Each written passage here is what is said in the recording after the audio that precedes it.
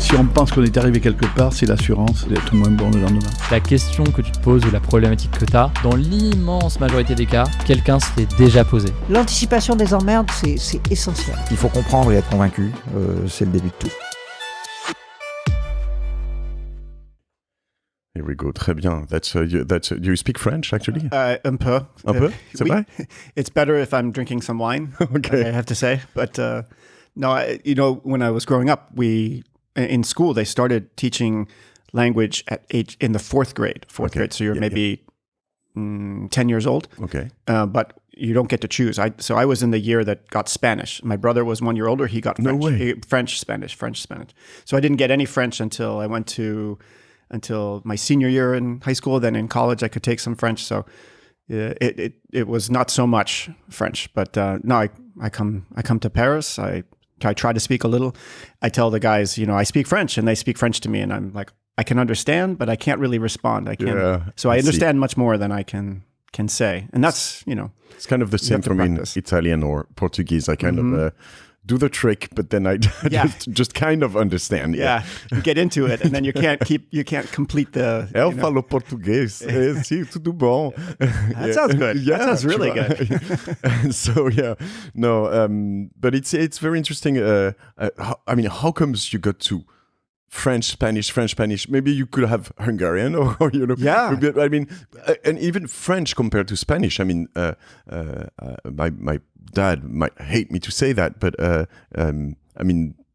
French is useless compared to Spanish. It seems that way today, but back in, so I'm 56, and so I was growing up in the 70s, and French was still such the language of the Western world. It was like you learning French was a part of maybe call it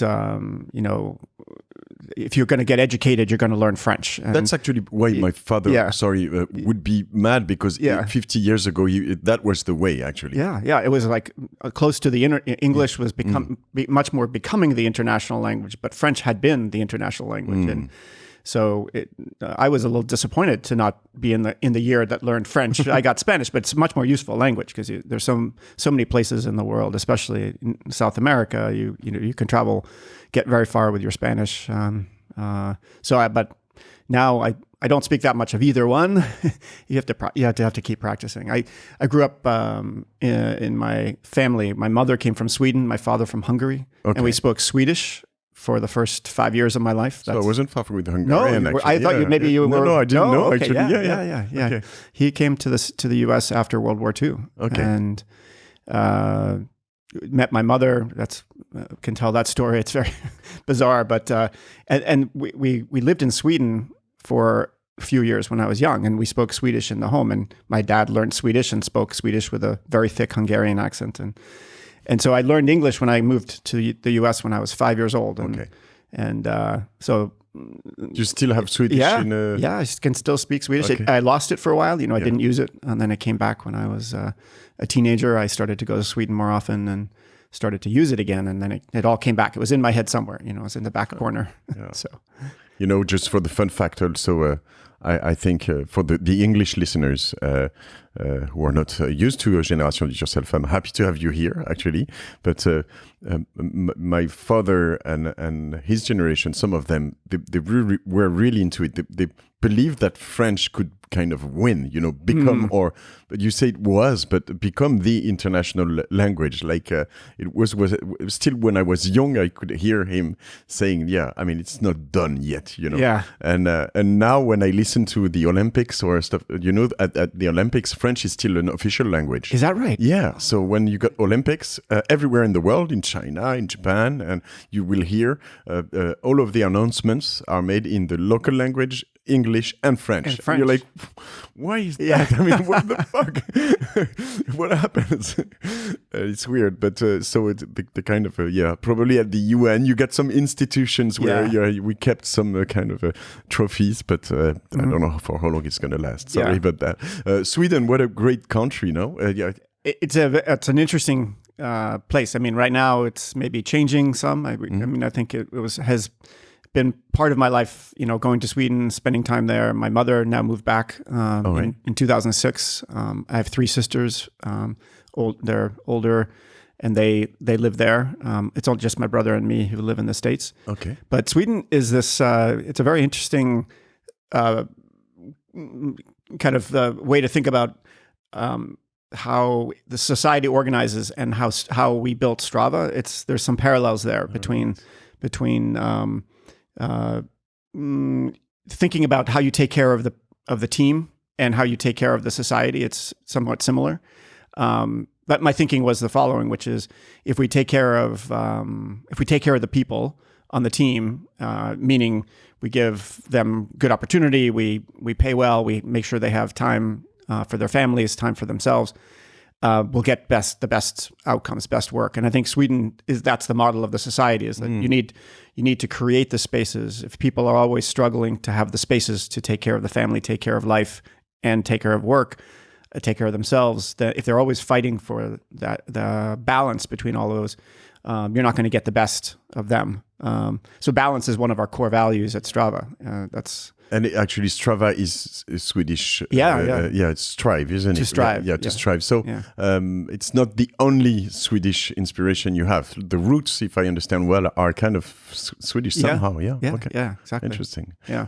Before we go into all of that, may I ask you to? Are you on the plane mode? You say mode avion plane? Yeah. Yes. You are. Yeah. I could hear some. Can you hear maybe sometimes some beep beep beep beep beep? Okay, we're good. So may I ask you, dear Michael, to introduce you? Yes. Hello. I'm Michael Horvath. I live in the United States. I live in San Francisco, and I'm the father of 4 children. They're in their 20s. I grew up in the Northeast, in the Boston area, a small city outside of Boston. And what's it called? Hingham, Massachusetts. I'll just check. And I could talk in a Boston accent, but that's where I learned English listening to TV, listening to the television when I was 5-6 years old, and the channels I was watching didn't have local people talking, so I learned English without the Boston accent. Okay. But that's where I grew up. But yeah, that's and then I'm 56 years old, so give you some sense of I've seen 5-6. 5-6. I've seen now parts of 6 different decades, and I think that's also interesting part. I'm thinking about what it's going to feel like when I'm in the middle of the 21st century, because I came from the middle of the 20th century, so fan of history, fan of think when I see things, I think about what was here before. History is a good teacher, a good lesson. You can learn a lot of lessons from it, but as I look around, for example, traveling in Europe, you see things that are so old compared to what you have in the US. Nothing we have today is as old as what you see just everywhere you walk around here in Paris. So it's true. And it's quite weird because we have the thing that we keep those things. I mean, in some cities, obviously not all of them, and probably not in the Western US, but when you go to I don't know, Vegas, I mean, they just build. Destroy, build, destroy. You move on, and you're like, the business plan is done. It's done. It was 18 years. We've done our 18 years, so let's do a new building. And you're like, what the fuck? Yeah, it still looks nice. I mean, it was a Bellagio. It was. It had a history. No, it's done. Done. Build a new one. I don't know if will they someday destroy the Bellagio? You think? I don't know. I was in Vegas last fall, and I can tell you that the hotels that are the new hotels, they look, amazing and beautiful, and that makes the old ones look very bad. So I think they have to at some point say no one's going to want to stay there when they see the new ones. They build them taller, shinier, all sorts of lights. They really make them exciting to look at, and then so the old ones look. Maybe they become antique or something. They're like, oh, that's quaint. Let's stay at the Bellagio. But Vegas it's not my cup of tea in general. But so Yeah, once you've been there a few times, I believe it's exciting for the first time, of first time. But I understand it's not the thing where you want to go. Yeah, we have some interferences, but I think it's good. Is it okay? Yeah, I think. What I want to talk in this couple of hours we have together, if you accept, is. One thing, I mean, we're going to talk obviously about Strava a lot, and I'm quite amazed of this story, which is kind of a roller coaster, right? I mean, to me, Strava was kind of a great things I didn't use for long. I told you before, but it was kind of all of the guys around me, girls that are more into biking, and I'm quite a lot into all of these, but I was okay with Runkeeper, right? I was like kind of, I've been using it since 2009, and I had my activities and my friends, and I was like, it's good. But slowly but surely, I would see each of them going to Strava and telling me, come to Strava. I was saying, what the fuck? I don't want to go to Strava. I'm good, I'm good where I am, right? And actually, I thought you had to pay to go on Strava, and I don't give money to anyone. I don't spend money, right? And we'll see if we can change that by the end of this talk. That. And so I was good on Runkeeper, but the view of Strava I had was like, it's huge thing, like it's going well, and for all the time. And when I've prepared this episode and listened to you on other podcasts and read articles, I saw it was kind of a tough way. My God, and I really want to talk about that, because I think the roots of Strava are kind of sane, right? Can you say that? Very. It seems there are a lot of good things that will probably make something you want to do a 100-year brand, or maybe more, something to last. Yes. Yeah. And I really want to understand that. I think actually probably you're kind of sorry to say that I'm not that young, but you're kind of an old CEO. You're about to, or you've already given your CEO title back, or we're looking for the successor, the next CEO for Strava. So can he be French? The person can be live anywhere. But so we're doing a search now, and that's interesting also to be running the company, knowing that I'll be handing the baton talk about that to the next person. So I think it's interesting to see that you've started this company. I mean, quite late, with a lot of histories, and you're still there, and it's still a leader. And I think once again it has great roots. And some funds, hedge funds or VCs gave you a great confidence recently. Is it Andressen Horowitz or no? It's Sequoia and TCV. Yeah, and TCV. Sequoia is, huge, and on the F stage, or Series F. Series F. Yeah. They came in. So it was in December of 2020. Yeah. So it's a big change and big trust. So all of that, obviously, how you lived through that, obviously also, how you also live, because we were talking about running, Ironman. You had a full Ironman long time ago, half Ironman last year. You said I did, but probably I was more chill. And a marathon a few days ago. Yes. We here right after. So congratulations. What was were you chasing a time? No. I hadn't run a marathon in 13 years, so I wanted to see if I could still do it. Yeah.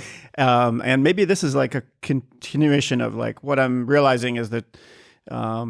There's so many things that I used to do that I don't do anymore, and I want to go back and see which of those things are the ones I actually still want in my life. Like running was something I've moved away from over the last 3 or 4 years. I had so much pain in my Achilles tendon, and it started during the pandemic, the start of the pandemic, and I couldn't figure out why. Now I finally got some help with a physical therapist, and it's amazing. It's starting to come back, like my strength in my legs, my feet. I had started, because of the pain, I was compensating in a way that made it made the pain worse. But anyway, now I'm running again. I wanted to see if I could run a marathon. So Paris was was available. I could run. I could get into the Paris Marathon, and seeing a city by running through it is an amazing experience. So I've been to Paris many times, but had never really experienced the from one side to the other and back again, like the marathon course goes. So it was so exciting. I didn't know. So I was just trying to finish the race. I kind of wanted to go under 4 hours. I did 4 hours and 20 minutes. Okay. But I want to do now that I did this, I want to do the next one. Now I'm back. After 13 years, Michael is back. He's going to run some more marathons in his life. Congrats. Yeah. The 4 hours is a kind of something that. Yeah. And it's if you think about it, I was out on the course. That's a long time to be doing anything. It doesn't matter if you're going slow, fast, right? 4 hours, 20 minutes. So I think if I can do some more training, I can drop the time and actually feel better, even better after it. But this time it worked well. Did some light running this morning. Everything still works. It's still connected. So we were connected. I was listening to you. You were listening to me? This morning while running. You know what? It puts some pressure on me sometimes. Strava, I think it's a good pressure. I want to know how is it for you, but the more kind of my community grows on Strava, the more I'm kind of I'm not chasing times. I don't want to go fast. I think I got over it a couple of years ago, but I want to be regular, right? And how is it when you're for Mark and yourself? I mean, do you have a kind of a pressure of like, I'm the CEO of Strava, I have to use it every now and then? Or it's funny. I never feel the pressure from Mark. So you mentioned Mark Gainey. Yeah. He and I have been best friends since we were in our teenage years. We met in college. I think we both come at this. We're pretty competitive people, but when we log our workouts on Strava, when we post an activity, I'm thinking about all the people who are connected to me, who probably are just happy to see that I'm doing something. That's true. It's so. Not to my knowledge, I never think about it as like, oh, this has to be a fast time. Or sometimes I'm proud of what I've done. Maybe it's the marathon, for example. I'm excited to post this, and I get a lot of kudos. I get a lot of comments, and that's exciting.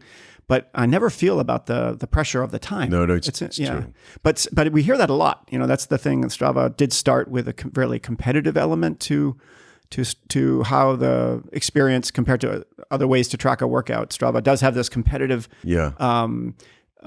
image, and maybe it's we're trying to really broaden and shake that image a bit. And now after 13 years, it's we want everyone to feel comfortable. And no matter how fast or slow or whatever you do to be active, Strava's for you.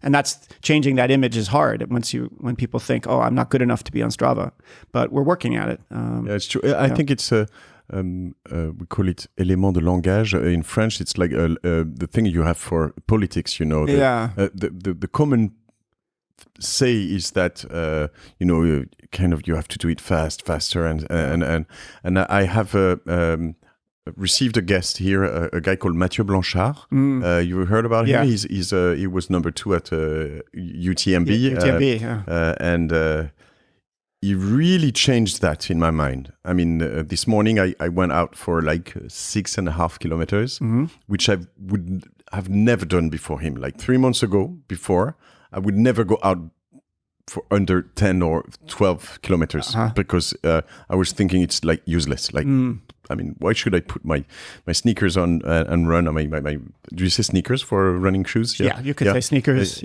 And for for under 6, I mean, it's and now I feel just so there's no pressure. It's just go out, do your thing.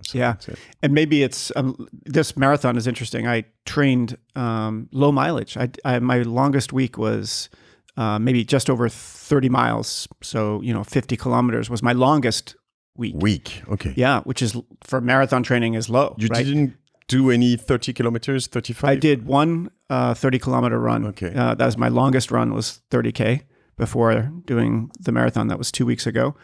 And I did that was because I don't think I can do more without feeling injured, but without feeling like I'm breaking down my body.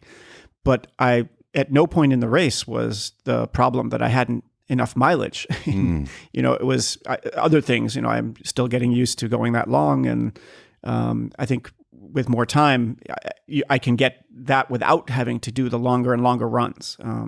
So the idea of lower mileage, save your body, recover after each run.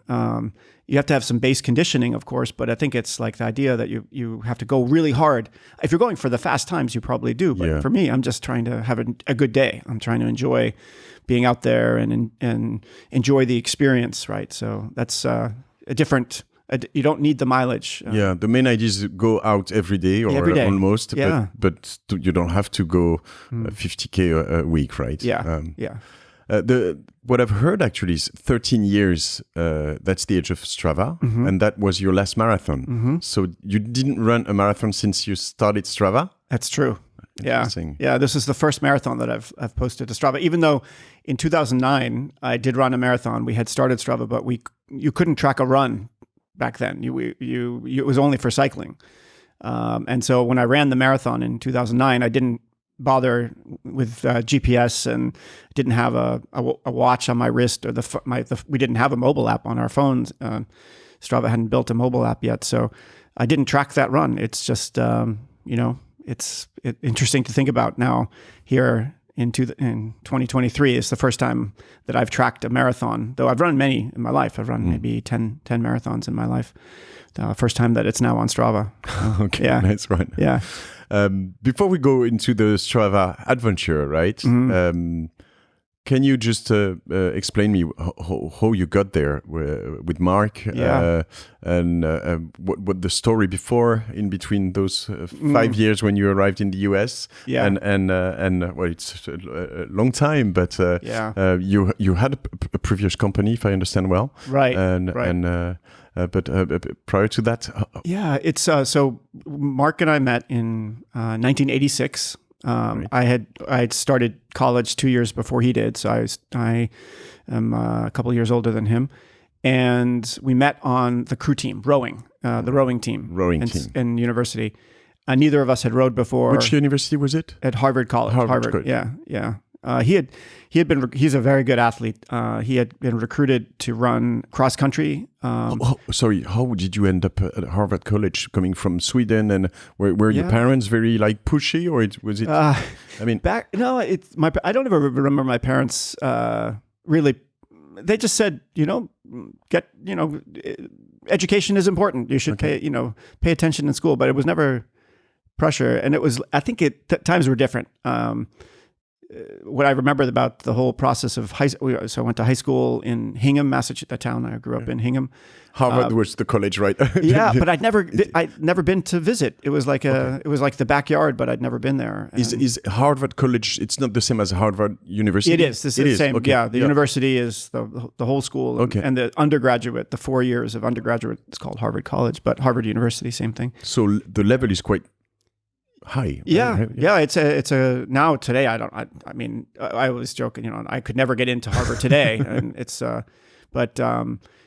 went to a public high school and got it was a good town. My parents chose to live in Hingham because they had this foreign language program I was telling you about before we started, where if they start the foreign language in 4th grade, they thought that was really important. And they had a good science program. I thought when I went to Harvard, I thought I'd go into medicine because my father he was a physician. My mother was a dentist. So science was kind of in the family, but then I got off that path pretty quickly when I got to college. But so going back to Mark, he went to Harvard 2 years after me. He started 2 years after me. And then we met in this crazy sport, rowing, where you train all year around, and you have a few races at the end of the season. So it's a lot of training and relatively small amount of racing. So if you're going to like it, you're going to really have to enjoy the training. You're going to have to enjoy the everyday, getting down to the boathouse, going out. We rowed in 8s, so 8 rowers and a coxswain, someone steering and telling you what to do. And what I know about rowing is really, actually, I think it was in Harvard. Or I know it was in Harvard. Is about I've read they made a movie about Zuckerberg, remember? And they had the book before that. that I've read, which was really cool. I'll find the name, and they talk about the Winkerwolves brothers, which were Olympic, right? Yeah, they were very good rowers. And they just explain how much work it is, how much food you have to eat, like, because they were eating, like, I don't know, 10,000 calories a day. I mean, it's like crazy, insane. Yeah, that's what you did. I mean, kind of Yeah, I mean, the only difference was that I was on the lightweight crew team. Mark and I were lightweight crew. So you can't weigh more, nobody on the boat can weigh more than 160 pounds. So that's maybe 70 kilo. So you can't eat as much as you want to when it's time for when you're weighing in for the season. But the same principle, you train a lot, and we really loved it. I mean, we liked the people. It was the people that were there.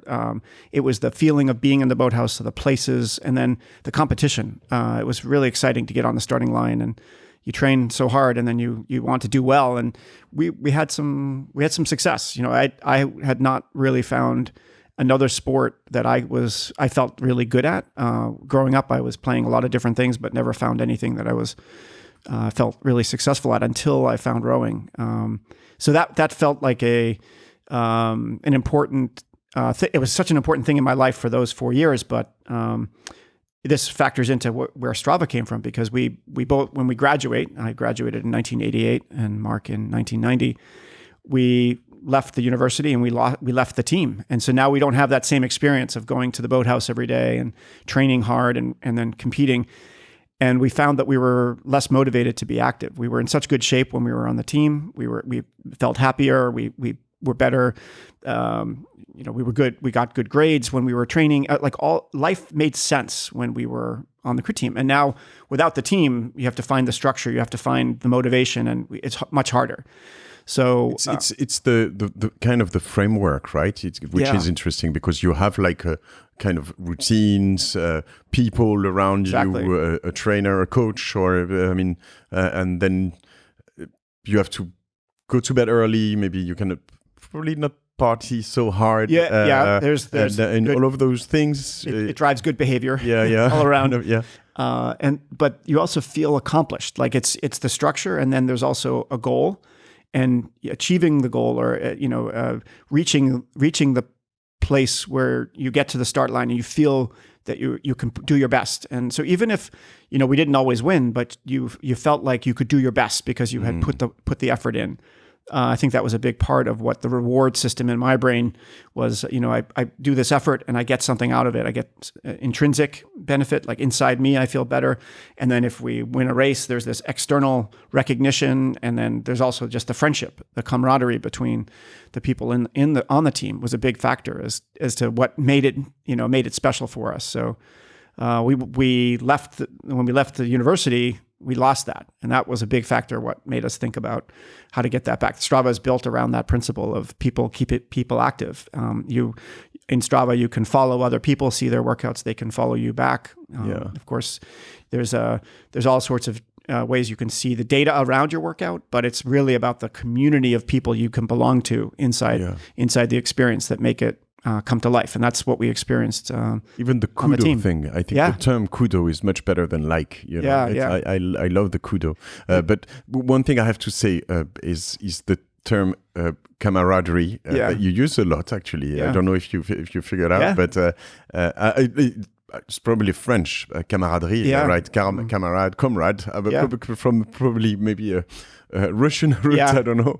But it's interesting because I believe it's, if you use it a lot, it means a lot, right? And it's one of our core values. We can talk about Strava's core values, but camaraderie, the principle of camaraderie is that you have to think about you have a responsibility. So if friendship is different than camaraderie. You can be friends, and you can also then be teammates. And the difference on this, I think maybe a lot of different ways you can describe it, but if you're going to be a teammate, then you have responsibility. You have to do a job, and you count on the other person to do their job. It may not be the same thing. In a boat, everyone it looks like everyone is doing the same thing. All the rowers are doing the same thing. They each have an oar. They're each pulling on the oar in synchronicity, but they are actually different jobs for the different seats in the boat. And you have to trust the person to do their job, and they trust that you're doing yours. Sounds more professional. I mean, teammates takes out affection. I mean, kind of. There's no. I don't know if I can say it's not love, but it's kind of affect or something. A camaraderie. You're like stick together, right? It's you have to just sometimes you have to say the hard things. You give and the example I use is if it's friendship, then you maybe don't give the feedback. That hey, when you do this thing, here's what happens, and maybe you want to think about that, and you might consider doing it a different way. But that feedback is something that's very important for a team. If in a boat, hey, look, when you're missing the point of this drill we're doing, and I need, if we're going to go fast, I'd like you to accept the feedback that you're not doing it right. That's the coach might do that, a teammate might do that, and a friend might say nothing. A friend might say, well, they'll have to figure it out. They'll trust that they can figure it out on their own. So there's a difference between camaraderie and friendship. Is it good? I mean, shouldn't we tell our friends the way you explained it? Actually, it sounds to me like what we call non-violence communication. Yeah. Like, shouldn't we be able to tell our friends? When you we say should. That? Yeah, we should. Sometimes you feel lazy. You just or we all. Well, I mean, there's we all like to be liked, and so maybe I know in my own life I can say, if I speak for myself, it's. I want to be liked. If I say the hard thing to the person, maybe they don't like me anymore. I don't want that outcome, so I don't say it. And maybe that eventually gets in the way of the friendship. But in a team, you have a higher purpose. That it's not the relationship between the two people. It's how the whole team thinks about as a system, trying to accomplish the goal, and we wanted to win. We wanted to be as good as we could be. So. Why I'm thinking about that is that I had a great talk here with a guy called Nicolas Aignan. It was, I would say, episode 207 or something like that. Okay. And he said we should reprogram the relationship we have. Actually, it wasn't with our friends, but with your parents or, close relatives. Because actually your father, your mother is they're not your parents anymore when you're an adult. I mean, they shouldn't parent you anymore. They shouldn't tell you, you can't do that with your kids. You can, I can actually. I'm a grown up, so I can do whatever I want. So I don't want you to. Yeah. And I think it was very interesting the way he did with his parents and parents-in-law. But it's brave because actually you don't want to do that. You're kind of if I do that, I will harm them or I will harm the relationship we have, as you said. But yeah, sure. I've been fortunate to be able to have benefited from therapy, for example, having a therapist, someone who can help you understand how to have a different relationship than the one you had as a child with your parents. And that is absolutely an important step. When you're a child, you're navigating all these uncertainties, all these things you don't know how to process. And you develop these tools or habits, ways of living to survive childhood. And your parents are there to protect, but also to educate or to, if they're, kind of doing their job, they're actively parenting. But as adults, if you approach it with the same, I'm the child, they're the parent, it's not going to be a good relationship. Yeah. You do have to change. Sorry, I'm going some other path, but So let's get back to Harvard or post Harvard. You said you were trying to find this camaraderie back, or so we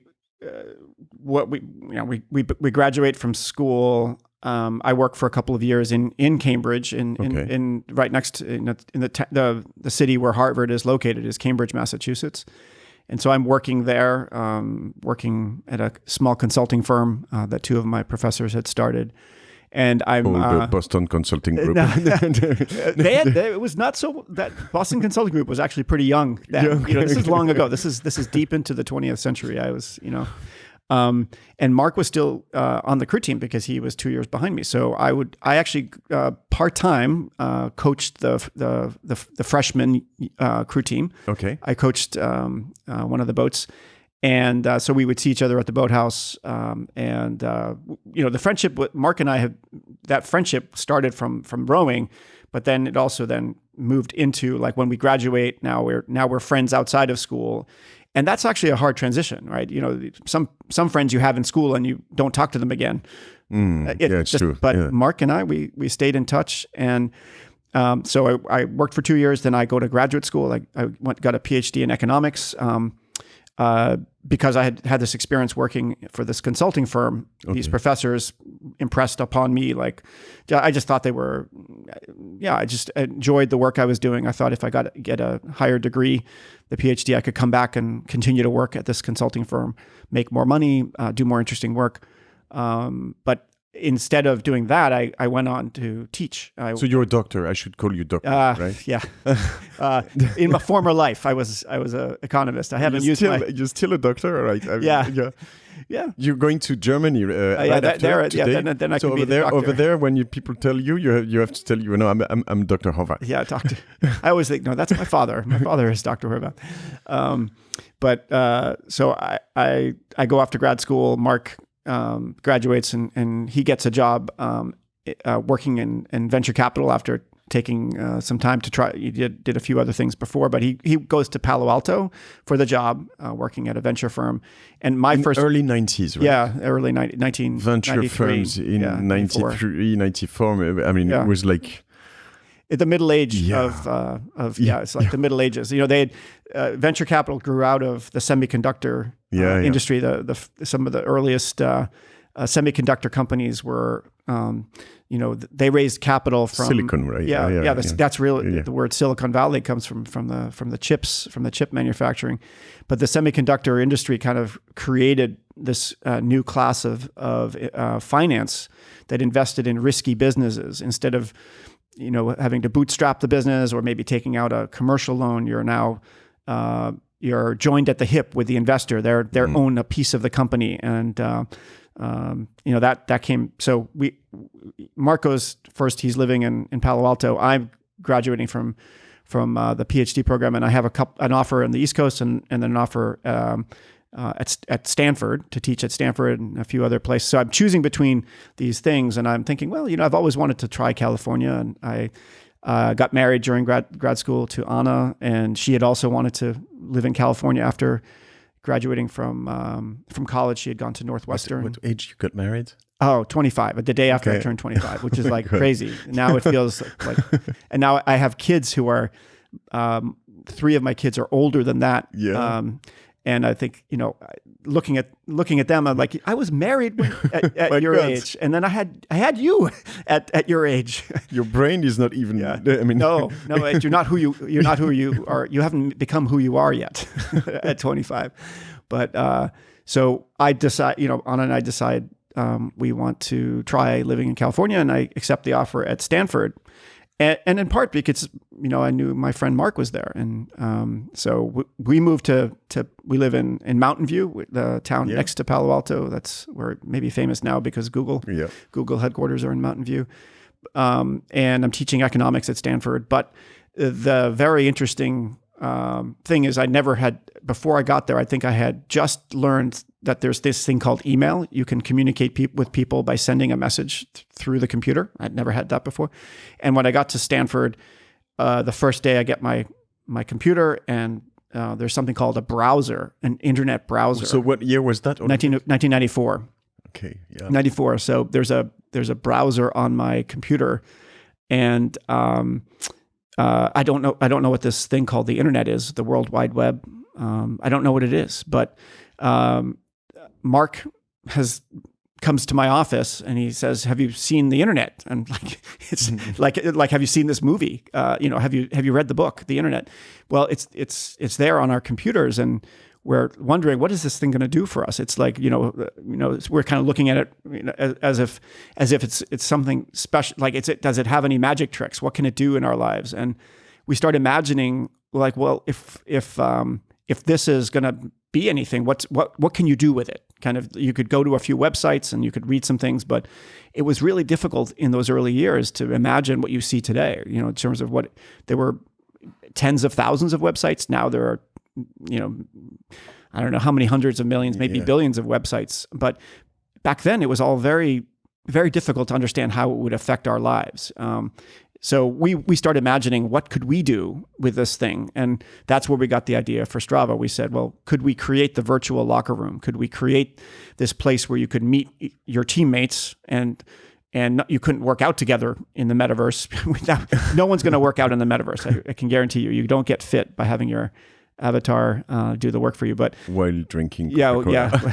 So, but we wanted to be able to share the workouts and share the experiences with other people using this new medium called the internet. What's interesting here is that, well, actually, you know, I discovered, I believe, the internet and the emails probably 3 years after, which is kind of an eternity, right? Yeah. I mean, it's crazy. If you think of what happened, I mean, when I was, so I entered my business school in 97. So that's the first time I was used to computer. I probably have, I think it was the first time I saw the internet and a browser and the emails. So it would be 97. And in between, then I went for an internship in New York in 2000, and I figured out how big was the internet in the US. And and actually I was in those 3 years, I was communicating. After 3 years, I was communicating with my parents thanks to the emails and chats. And so it was big because even my parents were already on it. So I think those breakthroughs, those moments, which we're living right now with the AI, probably. I think it's going to repeat itself here. Yeah, it's going to move very quickly. Yeah, and you're like, what am I going to do with all that? I mean, what's going to change? It's going to change, that's for sure. But what are we going to do with all of that?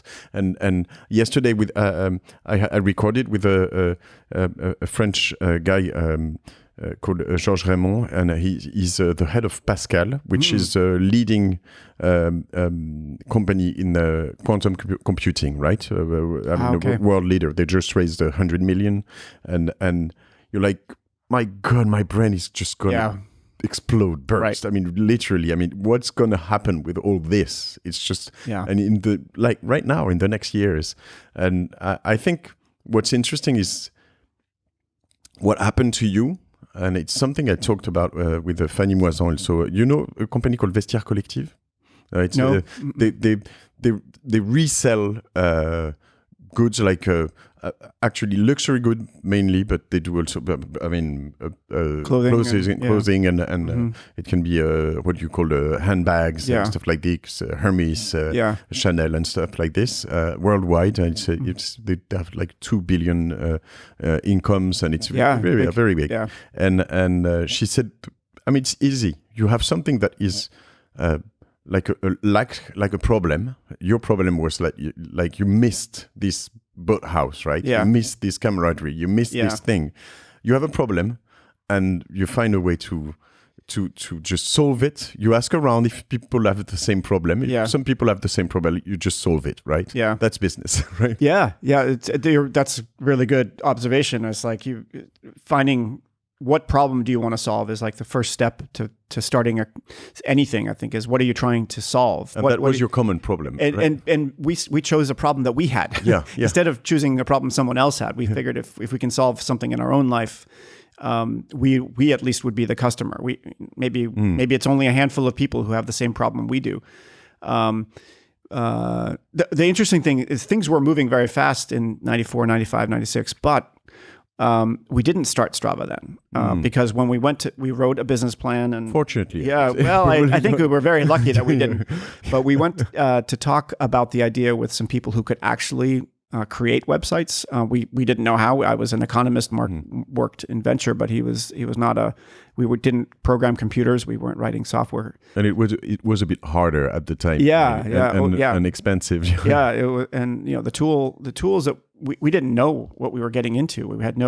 We just figured, maybe that was another thing, is like if you spend too much time researching all the things that could go wrong, you don't go outside, you stay home.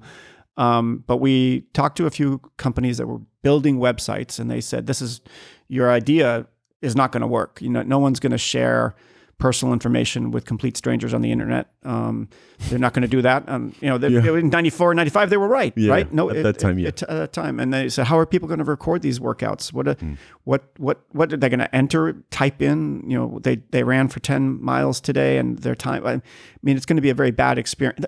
So they were giving us really good advice about, here are the problems you cannot solve with technology today. And so while the idea is still the same today, what Strava is, the time was wrong. So I talk about this as like, it's a 20th century idea that had to wait until the 21st century to get started. But they were also, this company, it was a small website developer called the Cedro Group. They, some friends who had met at Stanford, they told us, here's a problem. If you want to start a company, here's a problem that we see a lot, which is that when companies create a website, now their customers want to contact them. The customer wants to reach them through the internet instead of calling them on the phone. Customer service used to be something you did via telephone, but now with the internet, customers want to send the companies that they frequent. Yeah, you're hearing the feedback. I'm hearing the phone. I'll just put your phone right there. I'll see if it's better. It's okay. That's weird. Yeah. Hopefully, maybe our. Am I speaking too loud? No. So. Yeah, it's weird.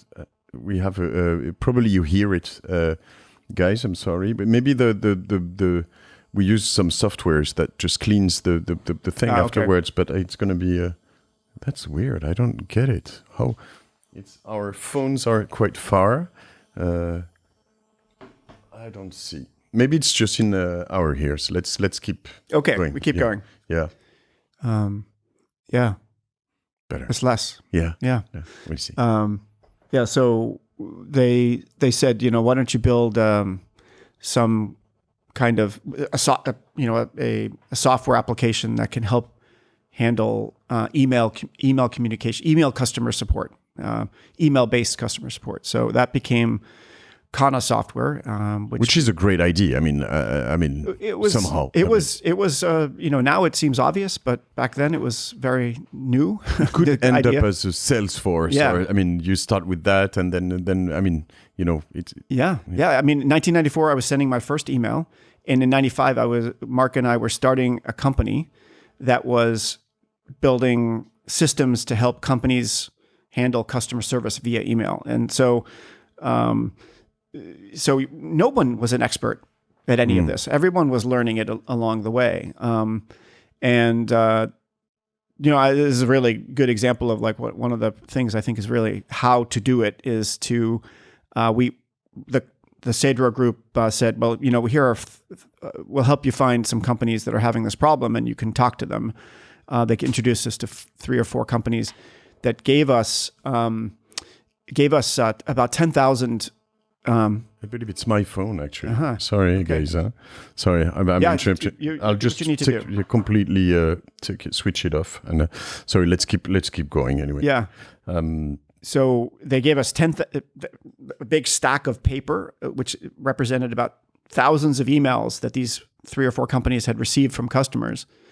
They gave us these paper copies of emails, and they said, see if this can help you figure out how would you build a system to handle this kind of communication from customers. And so that obviously, like that way of doing, you don't need a lot of information to, sort of what is the problem they're trying to solve. We learned it from reading through these emails and understanding some things about how customers communicate with companies about customer support issues. And we built a very basic prototype. But so doing things that don't scale is like an example. This is really the basic ideas.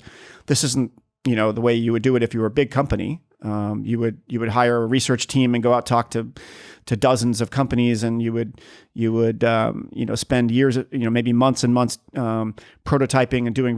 We just said we don't have time. We don't have the resources. We have to just get going. So we we bought went to the computer store, bought a database software called FileMaker Pro, and we built the original system as like a custom version of a piece of shrink wrap software. Basically, and that was enough to prove, and we sold that. We sold that solution. We hired a contractor to develop it for us, and. It was sold as a software as a service, or no? It was sold as a one shot. And upfront cost on a CD-ROM, or yeah, exactly. No, it's old school, right? But that was enough to prove that people would be willing to buy it. People would be willing to pay for this tool that we had built.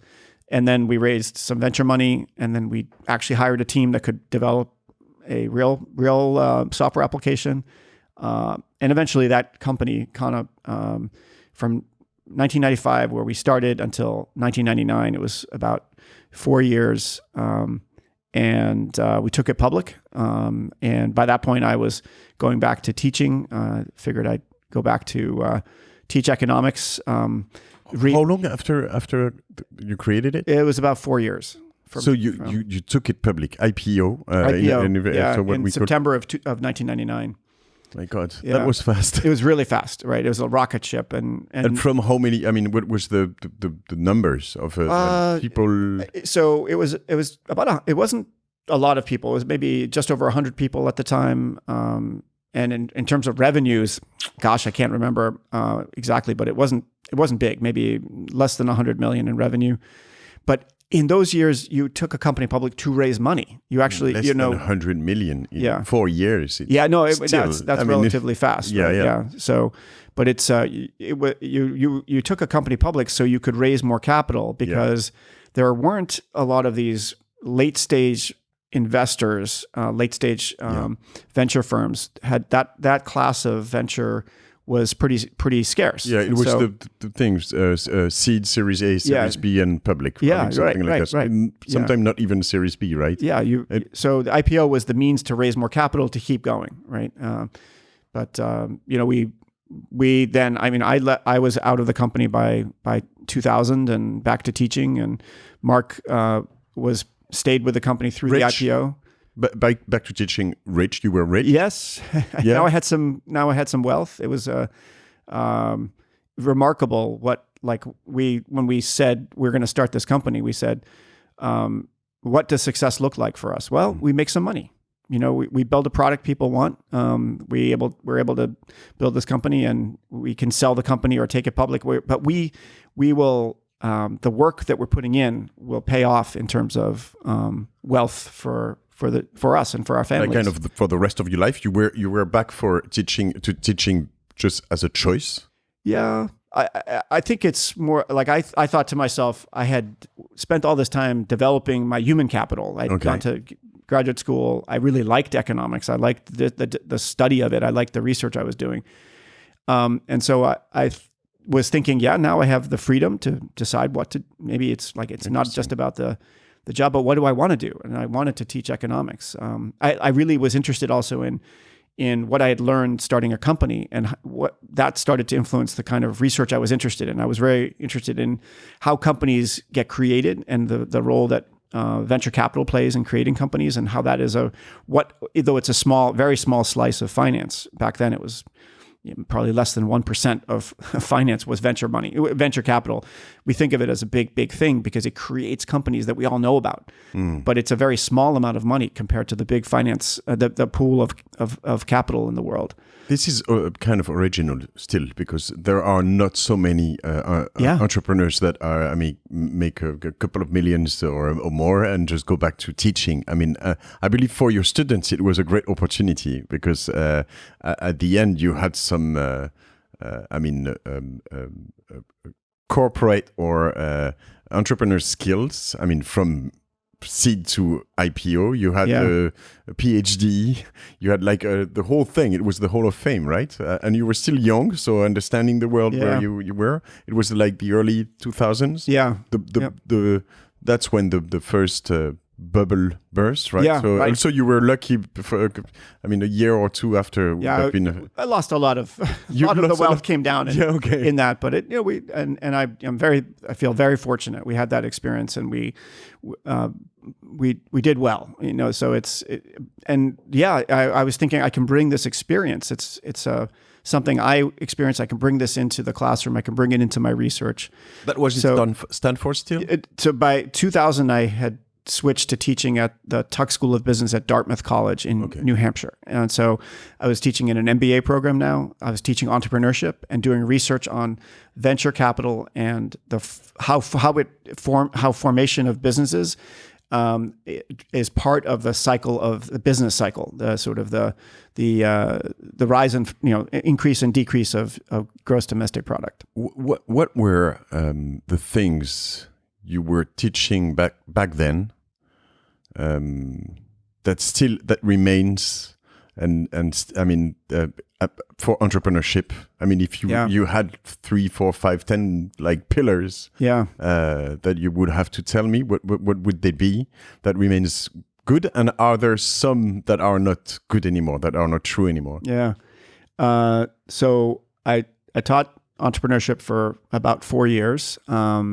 And it was really a how-to kind of class. It was, I expected the students, the class was maybe, 40 students in the class. I expected them to be really engaged around an idea that they were, if they weren't going to actually start it, they were going to at least pretend while they were taking my class that they were going to start this idea. And they would work in teams. They would develop the business plan throughout the course, and they would present the business plan to a group of entrepreneurs and investors at the end, and there would be a competition to see which idea had gotten the furthest. And so the how-to included what makes for a good idea. That was the number one thing. How do you decide what to do? You might have 2 or 3 different ideas. How do you figure out which is the best one for you? Another element of is how do you get started? Like once you have selected the idea, what do you do next? And I really pushed people to think about if you have to create a prototype. You have to be making it real. You can't just be talking about it.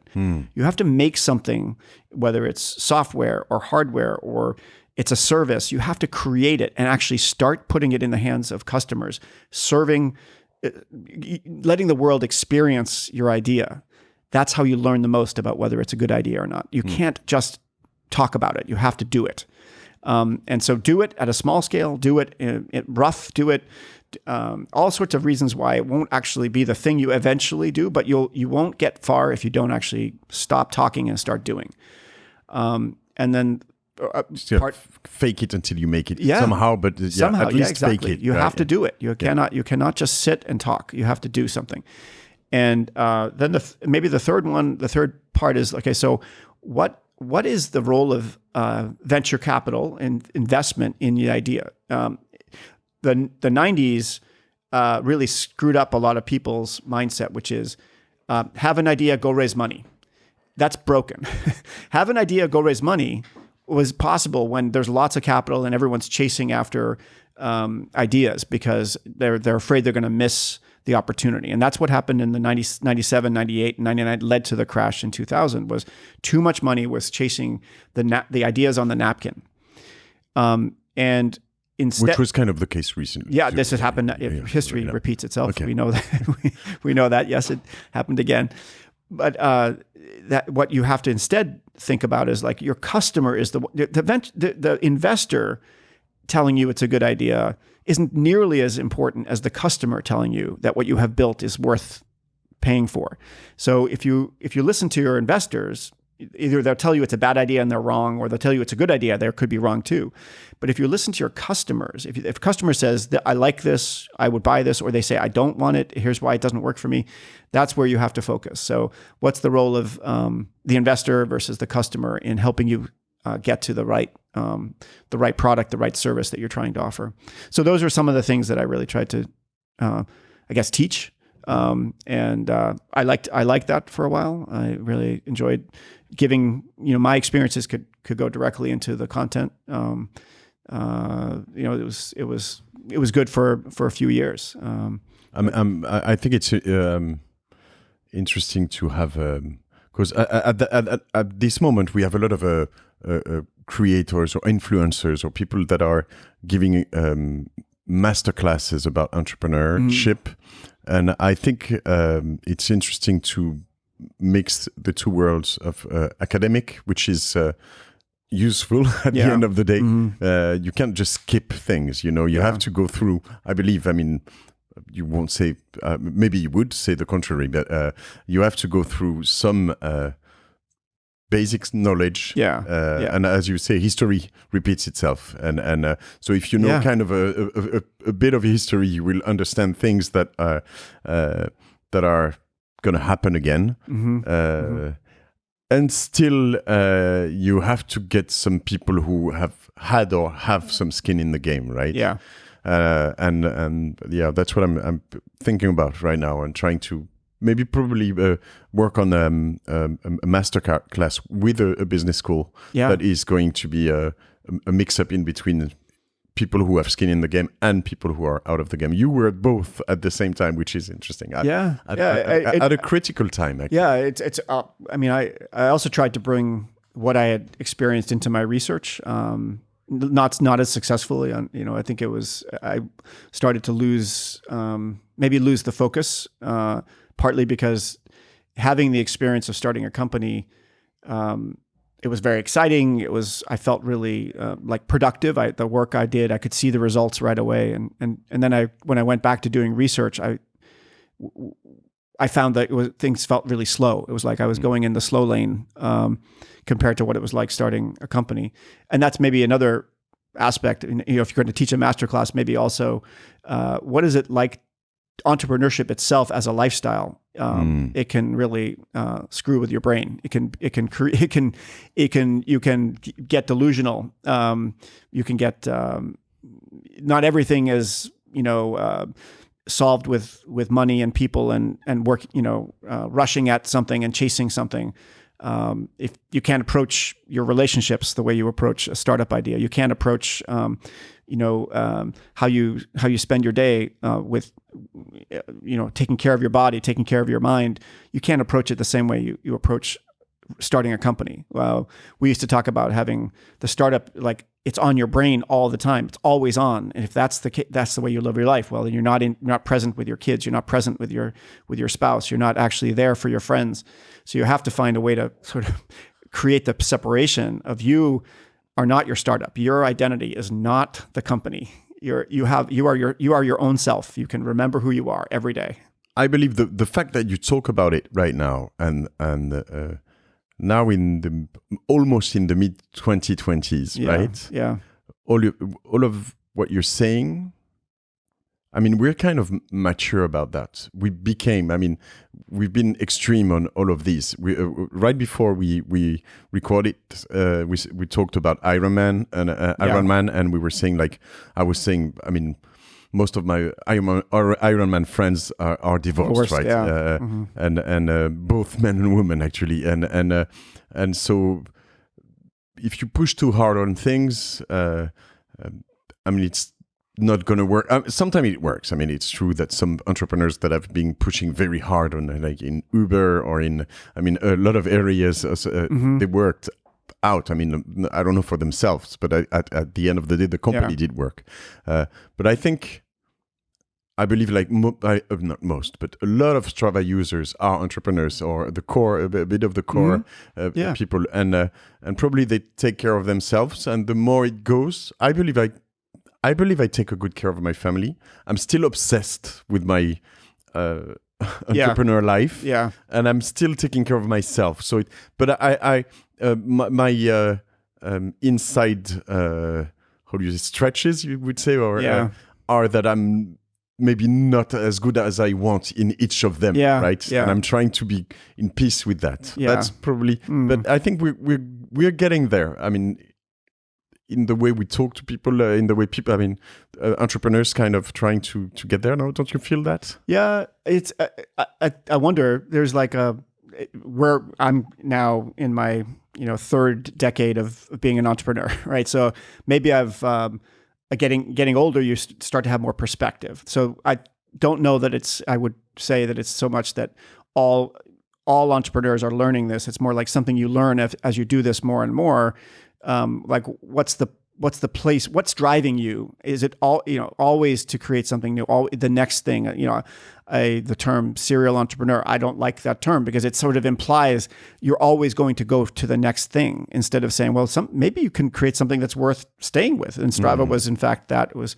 I see you've been building your startup as thriving, and do you want to leave it and start something again? Do you want to?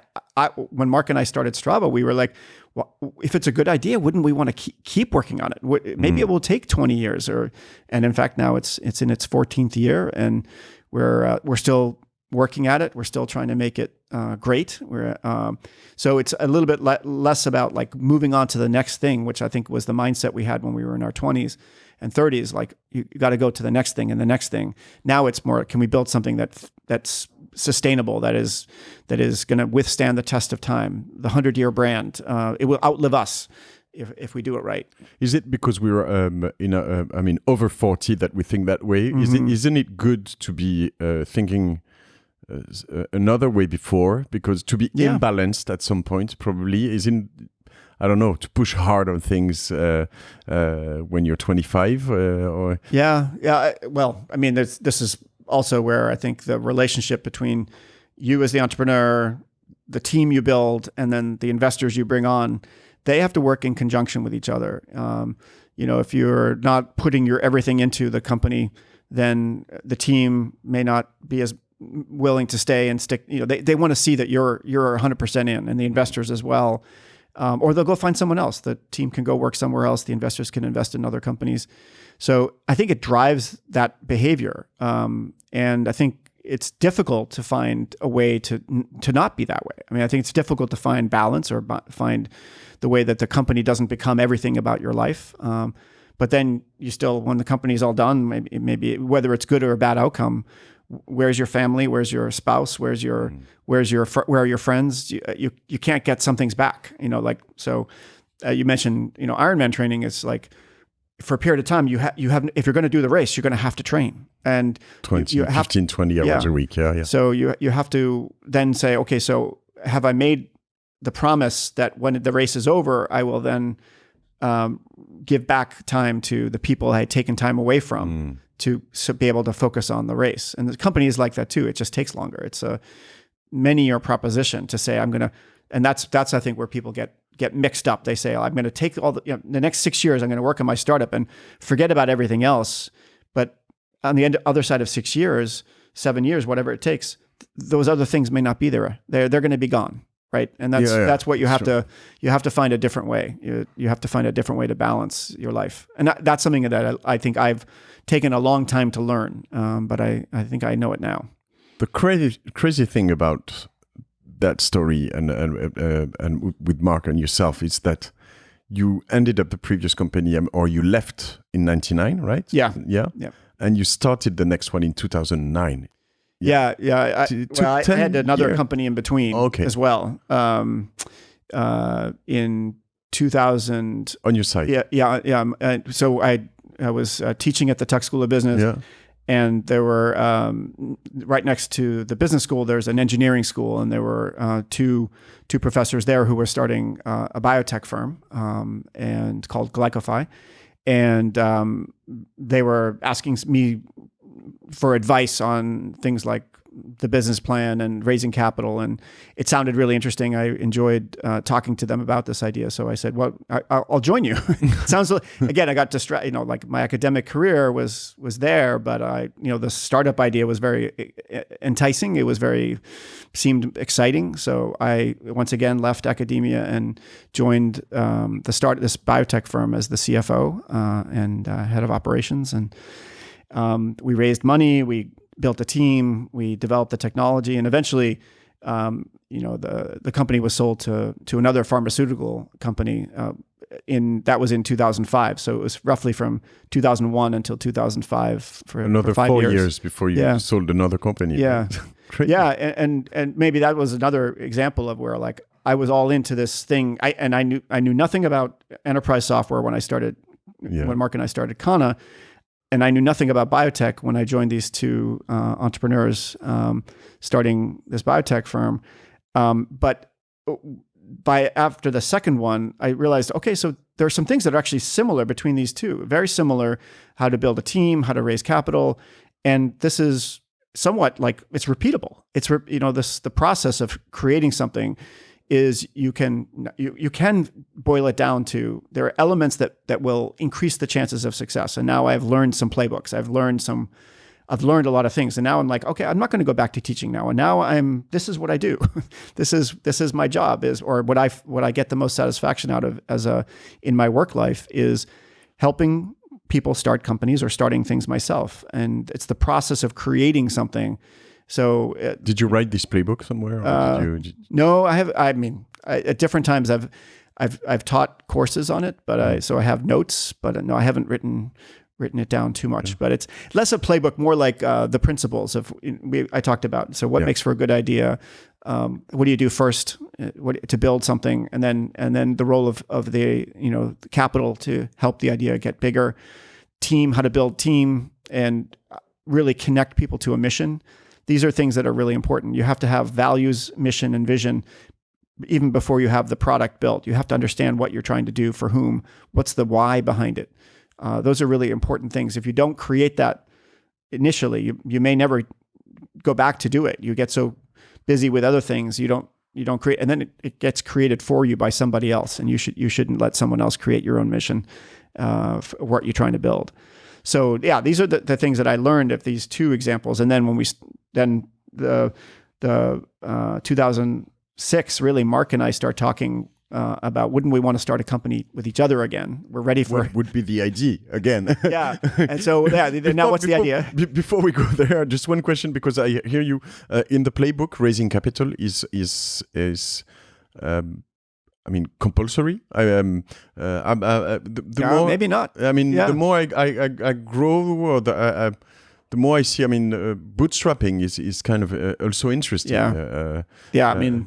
I think about it like,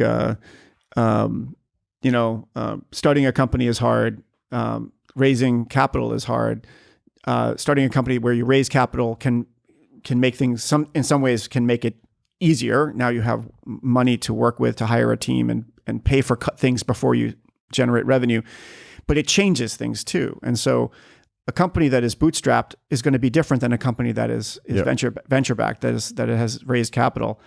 And I find it really interesting to think about businesses that don't raise venture capital. That there's really benefits to having investors along, where they can really force more discipline, and they can create, they can accelerate things, and the capital can accelerate, but also their experience can help. They can bridge to a network of experiences that you may not have yourself. But there is something really intriguing about a company that is bootstrapped, that doesn't take outside capital, and in part because many of the things that that an investor could bring, you can now learn. It's not so mysterious anymore. What you can learn from a network of other individuals, you can tap into them. You can reach them through LinkedIn. You can reach people that you never could reach before through technology today. For example, if you need it, whereas before it was maybe you got introduced to that person through somebody who, maybe an investor introduced you to the person who can give you the answer to the thing you're wondering about. Now you might be able to reach them on your own. And so it's true that good VCs can bring you sometimes what's very important right now, actually, because things are evolving so fast that maybe you get some good ideas about, I don't know. So one good idea we'll talk about. I was so shocked that you didn't start with a mobile app for like so long at Strava. I was like, what the fuck? I think that has more to do with we were not on the cutting edge ourselves. But maybe, I don't know, a VC firm would have told you, there's those things called the iPhone. No, you tell me more about that. But sometimes they bring you stuff like this. I believe there are more and more on both sides of the Atlantic Ocean clubs or places where you can gather. We have like this bootstrap club in France, or those stuff where the bootstrappers can hang out and have exchange of ideas and stuff like this. But it's true that it's sometimes something I ask myself: should we raise money on some businesses? We raise money, on some other we don't, and both are interesting paths. Yeah, you have to. There's a role for capital in some companies, and then there's some companies where if you raise capital, it will ruin it. You can't generate the return that capital would need, and then you can't create OpenAI without capital, or Facebook. I mean, Meta, all of the Meta apps and stuff like this. But with some others, maybe I don't know. Could it be possible to create a Strava right now without raising money? There are companies in our space that didn't raise venture capital, and so I know a few of them, and I think they've done really good work. Ride with GPS is one example. I really respect what the founders did there. That they bootstrapped that company, and it's really successful. I think that it's accomplished what they wanted to create. I think is it MyFitnessPal? MyFitnessPal, that was bootstrapped. They did raise money in the end, but because I have someone, Adrien Mignati, who's based in Bordeaux. Actually, he's got so it's not MyFitnessPal, but he's got one of the first worldwide fitness app, plus 10 other apps that are great, and he's bootstrapped, totally bootstrapped. Them all. Yeah. And what their knowledge is to create apps. I mean, on the app stores and monetize them. They know how to do that big time, and they make like over 50 million incomes a year, bootstrapped. Right. That's great for that's an example of where you can create a company that can generate dependable, repeatable profits at that scale. And that would be considered a failure if it was venture backed. But if it's not venture backed, it's considered a wild success. It's generating. It's exactly meets his needs in terms of why he created it, and he wants to repeat that and build more apps and be able to generate more. That sense of like that's what he did it for. Whereas if you had brought in investors, they would say, well, this isn't going anywhere. This isn't big enough. We need to be bigger. We need to, in order to make a return. So some companies should absolutely be venture backed, and some companies should not. And I think that's where early in the beginning, when we started Strava, I'll speak from our experience. We decided to fund Strava ourselves before we raised venture money for the first 3 years, because we didn't know if it was going to be the kind of company that could generate the return that venture would need to be. So you work full time on your own money, with employees, with employees. Any income probably? Well, we turned on the subscription service at the end of the first year, so we had very small, a few $1,000s a month. So we had a team of 9 people, 10 people by the time we raised the first round. So we were a budget maybe of $500,000 a year, and we probably by the time we raised the price of a mobile app developer exactly. today. Exactly. I know. We were doing things very, very cost effectively back then. So that was in 2009. So you were about to tell me you met again in 2006. And it took you 3 years to figure out that the good idea was the one you had. We explored a few. We didn't jump right away to the idea of the virtual locker room. We said, that's maybe it, and maybe there's another idea. We saw what was going on with and you knew you were environment, and so we were exploring different ideas. You knew you would create a company together again. This was very intentional. It was just Mark and I wanted to create a company. In the summer of 2006, we decided, we've been talking by telephone because there was no Zoom and video chat, no mobile phones. Did you hang out sometime? Did you go on holidays together? Or I was living on the East Coast. He's living on the West Coast. And so we said, we have to get together. This is talking by phone is good, but if we got together for a few days. So we met up in Colorado, in Vail, Colorado in the summer. And it sounds beautiful, like mountains, but we spent most of the 3 days there in a room. with the shades drawn so we could focus, and we hammered out, okay, so what are we doing? What is this? We didn't know what it was going to be yet, but what's the why behind it? Who are we serving? What do we want to create? And we did have a lot of different ideas coming in, and we came out with, we want to create something for people who want to live a life with more adventure, more fun, that we want to build something that will enable them to be healthier. So yeah, in some ways it was the idea of the virtual locker room was definitely going to fit in this, but we created a framework with this. The principles behind the company we're creating was for a consumer who wants to believe and trust the company we've created to help them lead a healthier life.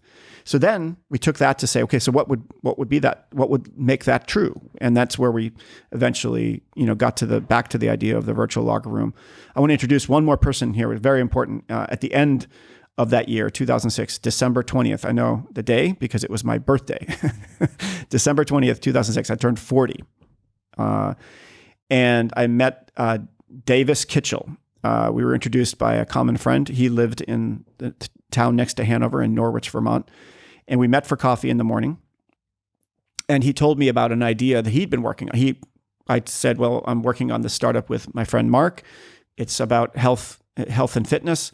He's like, well, I'm working on this, just playing around with a GPS device, trying to see if I can get it to help me with rowing on a river, just track how fast I'm going, and maybe I could use it for cycling. And he was just playing around with GPS data. I had never seen GPS. I'd never seen. We hadn't considered that as part of what this company was going to do. But meeting Davey, his nickname is Davey. Meeting Davey really transformed where Strava was going to go, because we decided that Davey, we could hire Davey to the team. We asked him to join us as a contractor to just keep going, keep developing. We weren't sure exactly what he was going to create, but he was inventing something, and we wanted to see if this could be something we could use in the company we were going to create.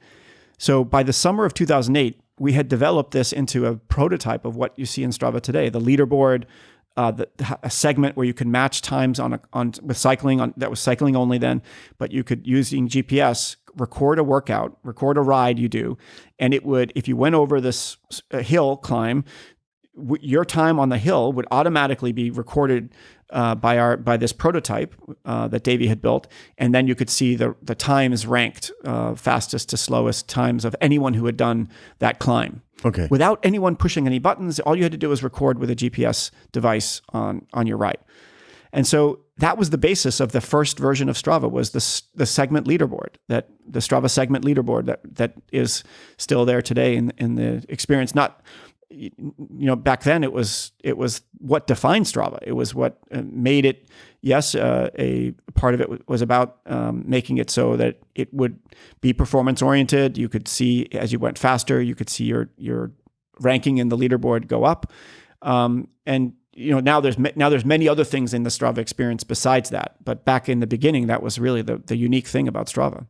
That's interesting, because I believe it's a different way of.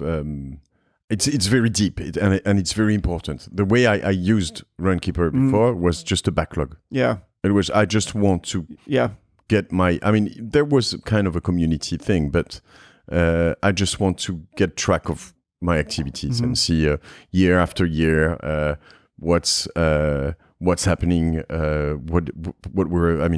What's my progress? What happened when I ran more, less, and so on.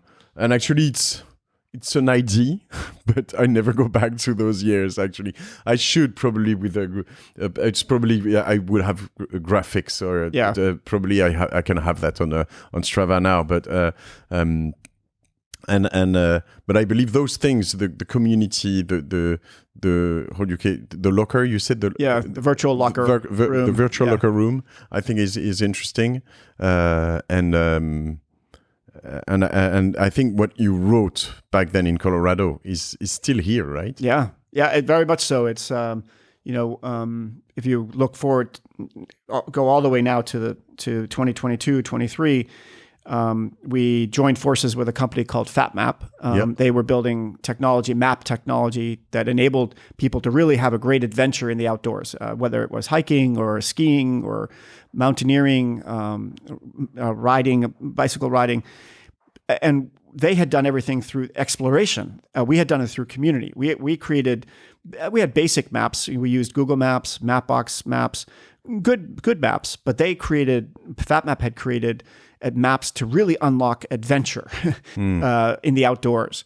And this goes back to Vail. We were talking about, we want to bring more adventure into people's lives, more sense of you can go and explore and have great experiences in the outdoors.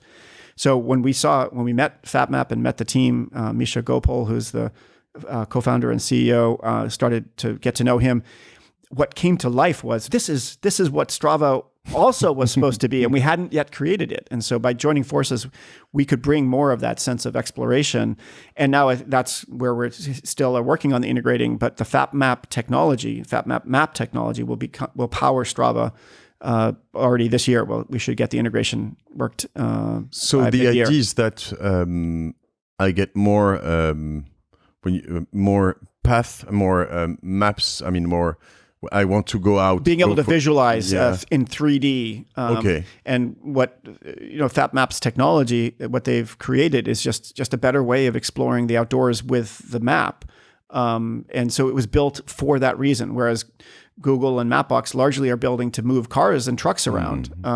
FatMap had said, what if we're moving people around by their own power? So it's really, we believe we can create now with the Strava data. We have over billions and billions of activities from all around the world. So there are over 100 million people on Strava. In the 13 years, we add about 1 to 2 million new people a month to the community. It grows quickly, and it shows you that people all around the world seek activity. Activity is like a common. Yeah. You go back to something you said in the beginning about Strava's tapping into something that's part of who we are. We are. Ever since there's been civilization, there has been an interest in moving for moving's sake. The original Olympic Games, the ancient Olympic Games, was a celebration of movement. It was a celebration of what can our bodies do? What powers do we have that are not just about getting, the fields plowed and the harvest in. It's about celebrating that we have a body, that we can, anyone with a body can move the body. And so that's the part that I think Strava's tapping into. And now if we think about where we want Strava to go, we want to expand who it's for so that you can it's not started with cycling. We moved to run. Now there's over 45 different sports in the experience. Any way you want to move, Strava should be able to capture, present this back to you in a way that makes sense. And then go beyond movement to helping you with health and wellness beyond just the active phase, but sleep, stress, nutrition. These are aspects of your active, healthy life that you want to really be able to focus on, that Strava can be the center of that active life. That is the goal of where we're taking the experience in the future. It's very interesting. And I believe because one problem after another, when I go, like if you take the maps, for example, when I go out cycling, I know Google Maps is not effective for many reasons. But one of the main reasons is that you get to a point where you're in front of, a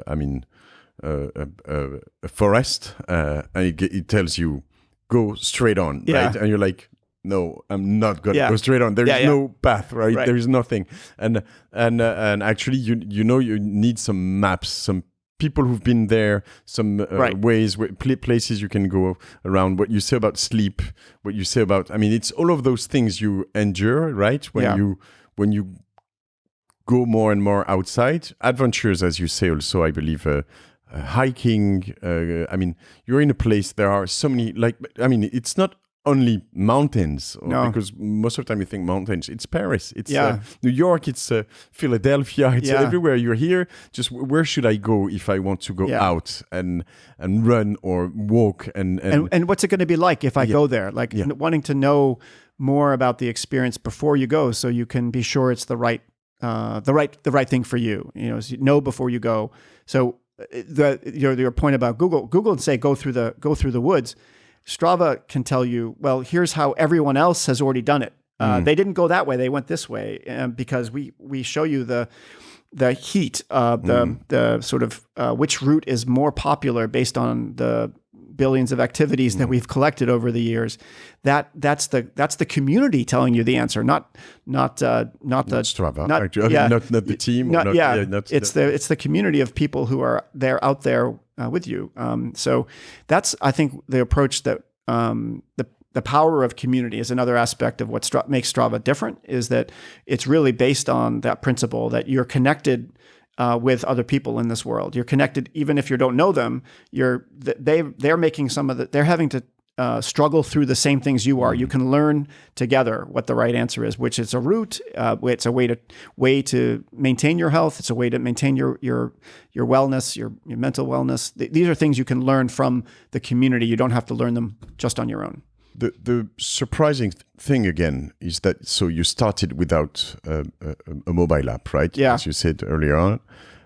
So the idea was I would get my Garmin basically, or I think at the time we really only worked with Garmin. Yeah. Now we work with hundreds of different GPS devices. Yeah. Maybe I could come with my phone still. I mean, and get my data, or it was only Garmin at the beginning. It was only Garmin. You had to plug it into your laptop or your desktop. But in 2012, we built the first mobile app. So you had the software. You would plug Garmin. You had a Strava software that would bring in. There was a piece of software application on your computer that would take the data out, send it to our servers. In the cloud, it would process the data and it would show the activity now on the website. It was only a website. Strava was a website for the first 3 years. Yeah. And it's interesting because, as I said, I started with Runkeeper back in 2009, and you saw that from then. But I think it was because we were really, we were not on the cutting edge of technology. We had the team we had was not a. Some of the original people from Kana Software, Chris Donahue, Mark Shaw, two really wonderful human beings who had joined us as early employees of Kana. Now they came and joined us to help us start Strava. And Pelle Somansson is my nephew. He was on the team as well. He was the youngest, so maybe from Sweden. From Sweden, yeah. he was the youngest, but he wasn't a software engineer either. So. We saw mobile. We saw what was happening, but Runkeeper, Jason Jacobs, who started Runkeeper, got to know him. He's a wonderful, wonderful human being as well. He, I think, when he launched Runkeeper, the mobile app, he was one of the first 100 apps in the App Store. So mobile was in 2009, 2010. There wasn't a thing everyone was doing. You were kind of wondering, should we do it? Is that really going to be the thing that but the website is so good. The website is it's such a big canvas to paint on. Now, the mobile screens were really small back then, and battery life was not so good, and the GPS was not so accurate. So we were wondering, is it really going to be a thing? Is it really important? We waited too long. I mean, honestly, I think when we launched our first mobile app I think we tried a version in 2011. It wasn't good, and so we had to rebuild it and launched again in 2012. But when we finally built something that was worth using, we realized, this is what people want. They don't want to go to a website. They want to see everything on their phone. And by that point, there were many other apps already tracking, using mobile apps that were tracking workouts. So it was a very crowded space by then. And still, it's true. I mean, for the hardcore user, which is, I think, an important part of your base. Yeah. Those devices, I mean, Garmin, Suunto, whatever they are so important still. I mean, it's part of their life, right? More and more. And back then, it wasn't connected to the mobile at all. So, I mean, you still have to get, maybe it's, I don't know if it's a good decision right now, but you see what I'm saying? Somehow you were the kind of in my mind, and I think in a lot of people's mind, the kind of pros, like the hardcore sports people, kind of a Runkeeper was for amateurs. I mean, somehow, which was okay for me. I'm an amateur. I think there was something as well to that we were building for maybe a different audience. Some more water would be good. Thanks.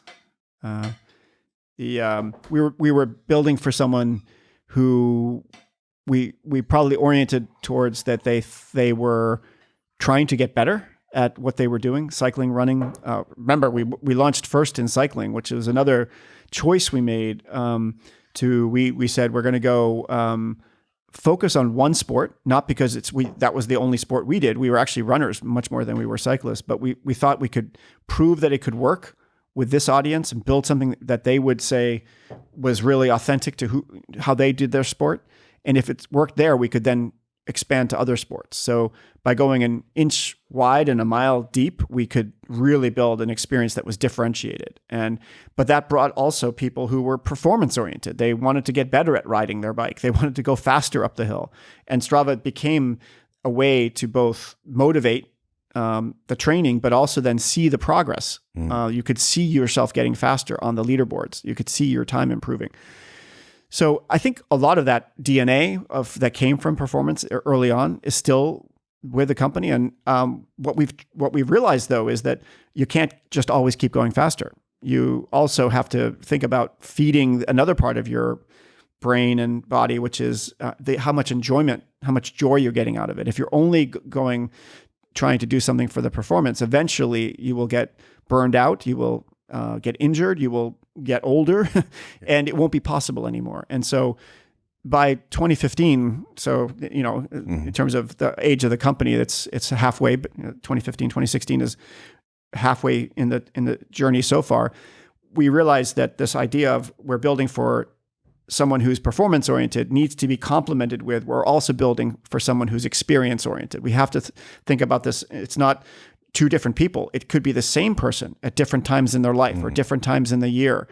But it can also be, some people just are concerned about going faster and being stronger. They just want to enjoy more the time that they're being active. And that's really where I think a lot of the focus needs still to be going forward, is to build for that person who celebrates movement, who wants to be healthy, who uses Strava to motivate daily activity, to be using it as a tool to help connect to a community that they feel they can belong to that community on Strava, but they're not there to run the fastest 10K that they can run. They're there to get the most enjoyment out of the time they spend being active. The interesting thing also is that still after 13, 14 years, the trigger that made me go on Strava was I want to hear this. What was it? It was actually Garmin. Yeah. Really? Yeah. And because one thing, I'm sorry, I'm going to say bad, I'm going to say shit about your competitors. Your competitor, Runkeeper, you can probably, it wouldn't be very a gentleman, but I'm so upset of how this app, but maybe some other too, didn't move like an inch. Nothing happened on Runkeeper since they sold it to ASICS, I think. Yeah. I mean, it's like exactly the same. I mean, I'm like, what the fuck, guys? Yeah. It's like 6 years, 7 years, I don't know, 8 maybe. And you're like, come on. Do something. I mean, we saw all of our competitors get bought by the clothing and shoe brands. So ASICS bought Runkeeper, Adidas bought Runtastic, Under Armour bought 3. They bought MyFitnessPal, Endomondo, and Map My Run, Map My Ride, the Map My companies. And so this was happening around us in 2013, 2014, 2015. But no one was ever calling us. We never got a single call. My God. And we were like, what's wrong with us? You don't want to be that person. But then we thought, we saw and we learned kind of the prices that were being paid. And it didn't seem like it was at all what we had built Strava for. The valuations that they were getting weren't at all what we thought was possible for Strava. Because we actually had built a very different What was business. The valuations for those apps? I mean, I think that if you look at it from a per user basis, it was $1 to $3 per user, which is pretty good. I mean, then those companies were sort of 20, 30 million users at the time, so There were, acquisitions in the $100 to $200 million range. Great outcomes, I think. I think. I don't know personally. I don't know if it was good or bad for the people who were building the company or the investors. But what we realized is they had been building a very different business. So we were building something where the goal was create value for the athlete, for the person who wanted to use the product, create value that they would pay for in the subscription. And so when we look at we were making a lot more money from our subscription than they were. They were doing things like advertising to make some money. They were doing some subscription, other things, but there really wasn't a lot of, like your point was that the app was a pretty basic experience and they got bought by ASICS, and now ASICS put zero investment into making it better because it did what it needed to do, which was now they can show ads for their products in the experience. It was a marketing channel for those companies. It was a way to collect a bunch of potential customers and show them marketing. And we didn't build Strava for that. We built it for the person who was like us, who wanted to be active. We wanted to build something that they would use for the rest of their lives, we could serve them and they would be willing to pay for the experience because it was so good. What a mistake. I mean, I think, I believe I think the way they bought those apps and the fact that they bought those apps was, brilliant. I at the time I was thinking, yeah, great. They're smart. When I listen to you, I think Nike or Adidas should buy Strava. You don't want to sell Strava, but maybe I don't know. But what I'm thinking is that the brand who will buy Strava, if they have a sportswear company, they would become the sport brand. The sport pal, the sport company. Yeah. But that means it's not only what you wear; it's how you behave. Yeah. It's the way you go out. It's the way you and it's just if it's Nike, if it's Adidas, if it's whoever. So it wouldn't make sense. Here's another thing that maybe it's hard to see for people who use Strava, but Strava is already it's a network, it's a community, but it's also a platform. So those brands you just talked about, Nike, Adidas, ASICS, Reebok, Brooks, Garmin, Sunto, they're already our partners. They're already on the platform. They already reach the same end customer, but they do it via Strava. Okay. They do it as a partner on our platform where they can engage. They can do some brand advertising or motivating through our global challenges, but they can reach that end same customer and they can build community too as part of the platform. And so we've always viewed that as part of what we're building is it's for the person who is the consumer who is going to be moving through space and capturing their active life on Strava, but it's also for the brands and services and companies, big and small, that want to serve that same customer. Strava is a platform they can use to do it. So you have a self-serve for small company. Yeah. I can come on Strava. You can create a club on Strava. Okay. And that's a big area for investment for us going forward is the group that you can create the sense of community or a group on Strava where you might be the coffee shop where everyone rides by and you can have the ride and plan your ride with Strava. You can be a group of friends. You can be a big brand. And you can motivate people through the content and events you put on Strava. So you don't have to have a WhatsApp group anymore. Replacing the WhatsApp and Slack and Facebook. If it's about active life, you can do it using Strava. Okay, it can be about the bikers in the 17th district in Paris, it can be. Okay, right, interesting. Yeah. Who's in you go away in this town for the weekend? Who's in town, or like each time you go there, right. or right? And I think of it this way, which is the community. Once again, the community has the answer. You want to know the best ride to do in Burgundy when you go. Yeah. The community that's there knows the answer. It can give you some suggestions, and then you can decide. Maybe we can help with helping you see what are the photos people have taken. Which routes would we recommend based on what we know about your rideability? Can you meet some people also through Strava? Absolutely. I go to Le Touquet in a couple of days. Then I say who's going to run a half marathon. Yeah, you can search for Saturday. You can search for a club in the city you're going to be in, and and see what they may have standing group runs that they do. And you can use it to actually meet people in real life. There was an article in the Financial Times a couple of weeks ago about forget dating apps. Strava is the better dating app. You can actually see who's living the kind of lifestyle you want to join. Are they doing the same kind of sports you do, around the same pace? Hopefully, my wife is not listening to that. she doesn't understand that I spend so much time on Strava. So maybe it's not Tinder, right? No, it's all healthy. And there are definitely a lot of privacy settings. We give you a lot of control over who sees what. You can make Strava to my wife on my Strava. That's what you're saying. So now what I was about to say is the reason I got back to Strava. Actually, I got to Strava. Sorry, not back. Is still Garmin. I mean, it's still the device. So my question here is the relationship you have with the device, the companies, hardware, because they are so important. You're looking for your phone. It seems like the sound is. It's a bit better. I was thinking that it took me some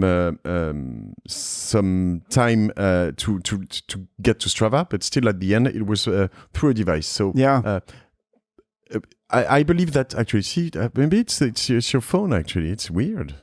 Can you put it each time we get the phone back around on the table? That's bizarre because we had so many iPhones on. I can just go. Oh yeah, I'll give you. I'll tell you about the time anyway. Now it's off. Yeah. Yeah. Yeah. See, I think that's it. Weird. The relationship you have with all of those hardware. I mean, including Apple. Apple and Google. Because at the end. I mean, even for Apple, you would be interesting to you don't want that, but to buy from Garmin, from Apple, from Google, probably. I mean, it's an interesting. You're a path to the activity, which is something very, very, very important, right? Yeah. So that a lot of questions. Let me think about if you just play that out a bit. Strava is the one place where you can interact with people who are not on the same operating system that you are around your activity. So if you think about that, what we've created is the place where all of these operating systems can coexist. Samsung, Apple, Android. We've created the place where all the device manufacturers, Garmin, Suunto, can exist together, and it's the consumer. My philosophy, or the way I think about it, is we don't define our friendship relationships based on what we buy, what hardware we buy. You might have an Android, I have an iPhone, but we want to be friends. Unfortunately, the companies that make the devices don't want these devices to work very well together. Yeah, it makes it harder for us to be connected because we're using different hardware. We built Strava so that you can be equally connected regardless of what device you're using, because we create the platform, again, that those device manufacturers can plug into with our open API. Anyone can develop into the Strava technology ecosystem. Weird, it comes back. Does Garmin pay you each time of no? If I no, because I don't know if you know, how could you? But it seems to me the way. So Garmin actually recommended that you try Strava. I don't know. Yeah. I believe it was kind of very natural. Yeah, much easier to go on Strava than Runkeeper. And so I started that way. Yeah, I believe. Yeah, and we have to get your if you want to get your history of activities off of Runkeeper into Strava. I know that there's a service that makes it easy to do. So I'm sure we can find that for you. I'll try to do that. Yeah. The thing about Strava now, we talk about the very beginning, and now we're where you're at, which is pretty impressive. Like the past 3 years have been like huge, big, completely. Yeah. I mean, you had the pandemia, right? That kind of helped, which is weird. A lot of people were looking for motivation to be active and connection to other people, and Strava was a way to get it. But prior to that, you've left.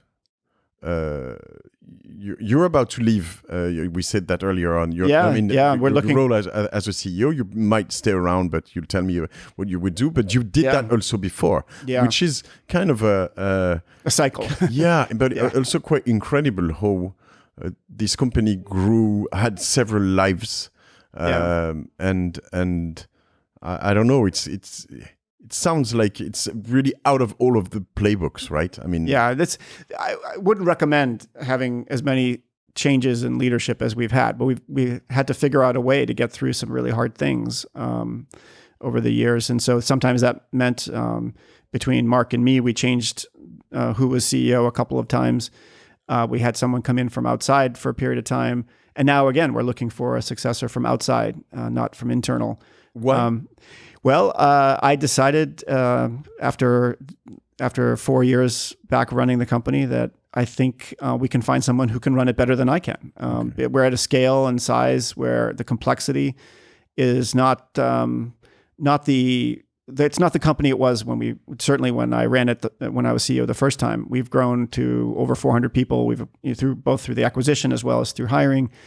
The scale of revenues, the sort of the next chapters of growth are going to require, I think, the next generation of leadership to join the company. So we're looking for someone who has really strong leadership skills, really strong product sensibility. They can imagine the future of the Strava experience, and they want to go and they want to will this experience into existence, and that they have some real connection and passion for what Strava can become. That they have a compelling vision for what the company can be. And I'm looking forward to being able to cheer that person on and help as a member of the board and see it firsthand. So it's I like looking myself in the mirror and saying, if I want to really help Strava be successful, how can I do it? And I decided that the best way right now is to help find my successor. And then I can figure out what comes after. For me, I don't know yet. What comes after you. Yeah, I was I don't know about yet. to say, plus you have to admit, you want to teach business in Princeton now, right? No, it makes my hands, like I get sweaty palms when I think about going back into the classroom. I don't want to go teach again. But, what part of, I'm just wondering, Mark and yourself, you're still shareholders, obviously. Yeah. What kind of part of the company you have a Series A, Series F? Yeah, it's like 10%? Well, a lot less. So we don't disclose the actual numbers, but you get like 20. You're at 20. It's together we're in that range. But that's really good that you bring this up. If I think about another aspect of the how to do it, for anyone who's building a company, it's get used to the idea that in order to be successful, if you're on the path to raising capital, and that usually means raising several rounds, you want the capital that you raise now to get you to a place. Obviously, a higher valuation, but to get it to a milestone, get it to a place where you can show you've actually created more value. That's where the valuation, higher valuation comes from. You can prove or visibly show that there's something new that this capital created. If you're only raising capital to then spend it, but it's not getting you anywhere, you're going to get diluted out. There's not going to be much left for you. And so the company, sometimes nothing left for you. I mean, literally. And so, we always said, the value, we're raising capital so we can create value. And if we do that and we need to raise more capital, now we're doing it at a higher valuation because we've created that value. It's that thing that we do. That's the part we add. We take the capital, we take what we're working on, and we create the value. And so you do have a smaller share, but it's more, obviously now if it's more valuable, in the Series F, the valuation was over $1.5 billion, okay. Yeah. So we're very happy about the path. Very, today, when we're now looking ahead, we're profitable and growing for the last 3 years. Okay. Yeah. The last 3 years we've been, profitable and increasing the revenues, sometimes very fast and sometimes a little slower, but, so we're going to continue that path, and we want Strava to stay independent, continue to build for the person who wants to live an active life. And we think there are easily 1 billion people in the world who wake up every day wanting activity in their life, something to help them lead a healthier be healthier and fitter. And we want Strava to be the center of that active life for You them. don't want to IPO? Or? Well, IPO is a means to an end. It's not the end in itself. So I think it is the right path for the company at some point. But there are some really important things we learned about taking Kana public. It's like if you're not ready for it, if the company isn't generating dependable, repeatable results, it's very hard to be a public company. You then end up focusing on the wrong things just to satisfy maybe the short-sighted, short run nature of the public markets. But when it's the right thing, it can really accelerate you. It can help you by being a public company. It can allow you to both maybe acquire other companies because you now have a public stock that is the value of. It can help motivate the employee base. Now they'll have liquidity for their shares. So there are benefits that come, but there's a huge cost as well that comes from being a public company in terms of what you have to do internally, but also then the expectations you have to meet for the public markets. So what are the metrics you're looking at? It's like the number of active users, the number of paid active users, the churn rate. So our North Star metric is weekly active subscribers, the people who are paying us and using the product on a weekly basis. Okay. And so these are the people you cherish. Yeah, this is what we built for. We built Strava for the person, and I know you don't yet subscribe. We'll see if we can talk about what is the price of a subscription? So in France, it's €59.99 a year, so 60 euros a year. Yeah, I could go for that. Yeah. So and what you get for it is it's three big areas. It's exploring the world around you with a lot of the map technology is a subscriber feature. It's progress over time. So showing you your own health and fitness and giving you that ability to understand and be able to maybe set some goals and decide, what it is you want for your active life 2, 3, 4 months from now.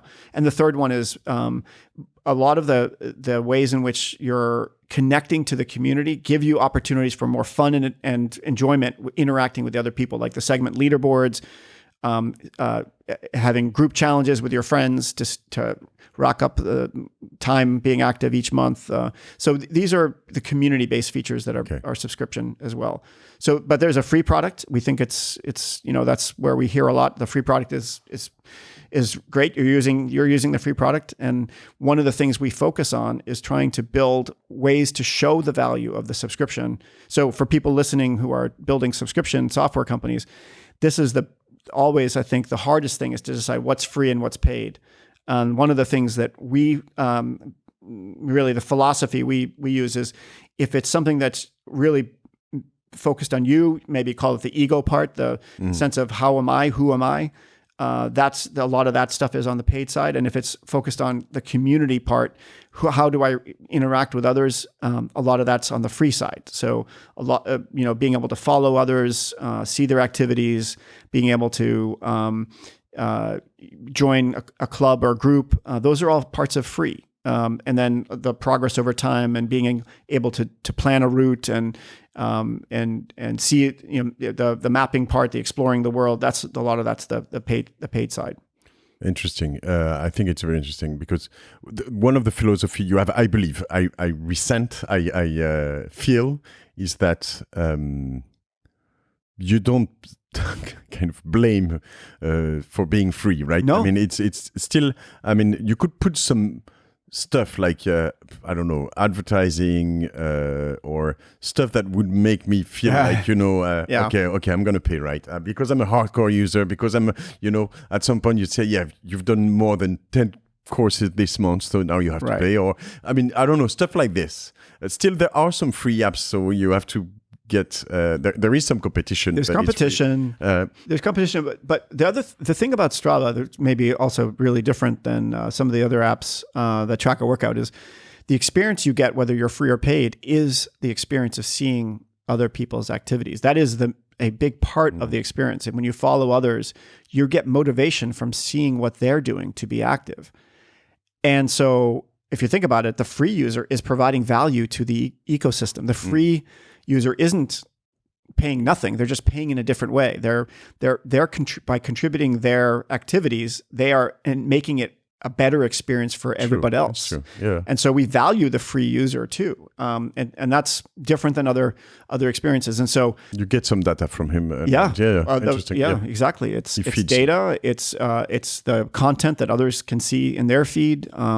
It's think about the group ecosystem. If you go to a group and it's like, it's paid only, there may be 10 people in the group. If they're, we could let some free people in too. Maybe there's 30 people in the group, right? And now that's actually makes it richer for everybody, makes it a better experience that you have. You don't just exclude the free user. Before I forget, would it be possible to have a promo code for my listeners? For the first, if they register? Yeah, that's a great question. I don't have the answer, but I'm sure we can. I know we've done this kind of stuff in the past, so we can make sure before you go live here, we can get you. Yeah, we'll send you an email. Most that of would the time, be great. I love that. Most of the time, the promo code is do it. It's but it's maybe a problem because you have some brands around that. Yeah, right. But I don't know. Whatever. We'll see. I'll put it in the description if we have something. Okay. And we can. Yeah, get like I don't know, 10, 15, 20 euros per percent, something on the first year. I don't know. We've done this before. I think it should be possible. So. Interesting. Yeah. So you came back before you were now. You came back. Yeah. In 2019. Yeah. Mm-hmm. So you had to leave for a very sad reason. Something you're gonna probably tell me about, and after I want to understand what happened when you came back. Also, what are the changes? But you left for personal reason, and I told you I haven't lived the same thing, obviously, as you did, and the end is fortunate for me right now. But you're talking about balance. You have 4 kids, you said, and you left because your wife was sick, right? Is that it? Yeah. So it was 2013, and I had been running Strava for almost 4 years at that point. From 2000 started. Mark was CEO for the first year. Then I took over in 2010, and in September of 2013, Anna had not been feeling well. She had breast cancer when she in 2004. For the first time, and had been treated. It came back in 2006. She was treated again, surgery and radiation, chemotherapy, and she was very young. She was in her 30s with breast cancer. It turns out she had the BRCA1 genetic mutation. That was something that was really early technology. Now it's well understood, and I think she would have been screened for it even before she presented the symptoms of having breast cancer. Now we know, we've checked, our children have been tested, and 2 of them carry the same genetic mutation, but now they know how to reduce the risk because they have the knowledge. But so 2006 was she was treated again and was in remission, cancer free. But by 2013, something wasn't right, and she was seeking, trying to understand why she wasn't feeling good, and it turned out she had metastatic cancer in her liver and bones, and it had been growing all those years, the 7 years in between, but just at a very slow rate. But now it's once it's metastatic, it's too late. It's not cure. It's very rare that you can truly cure it. I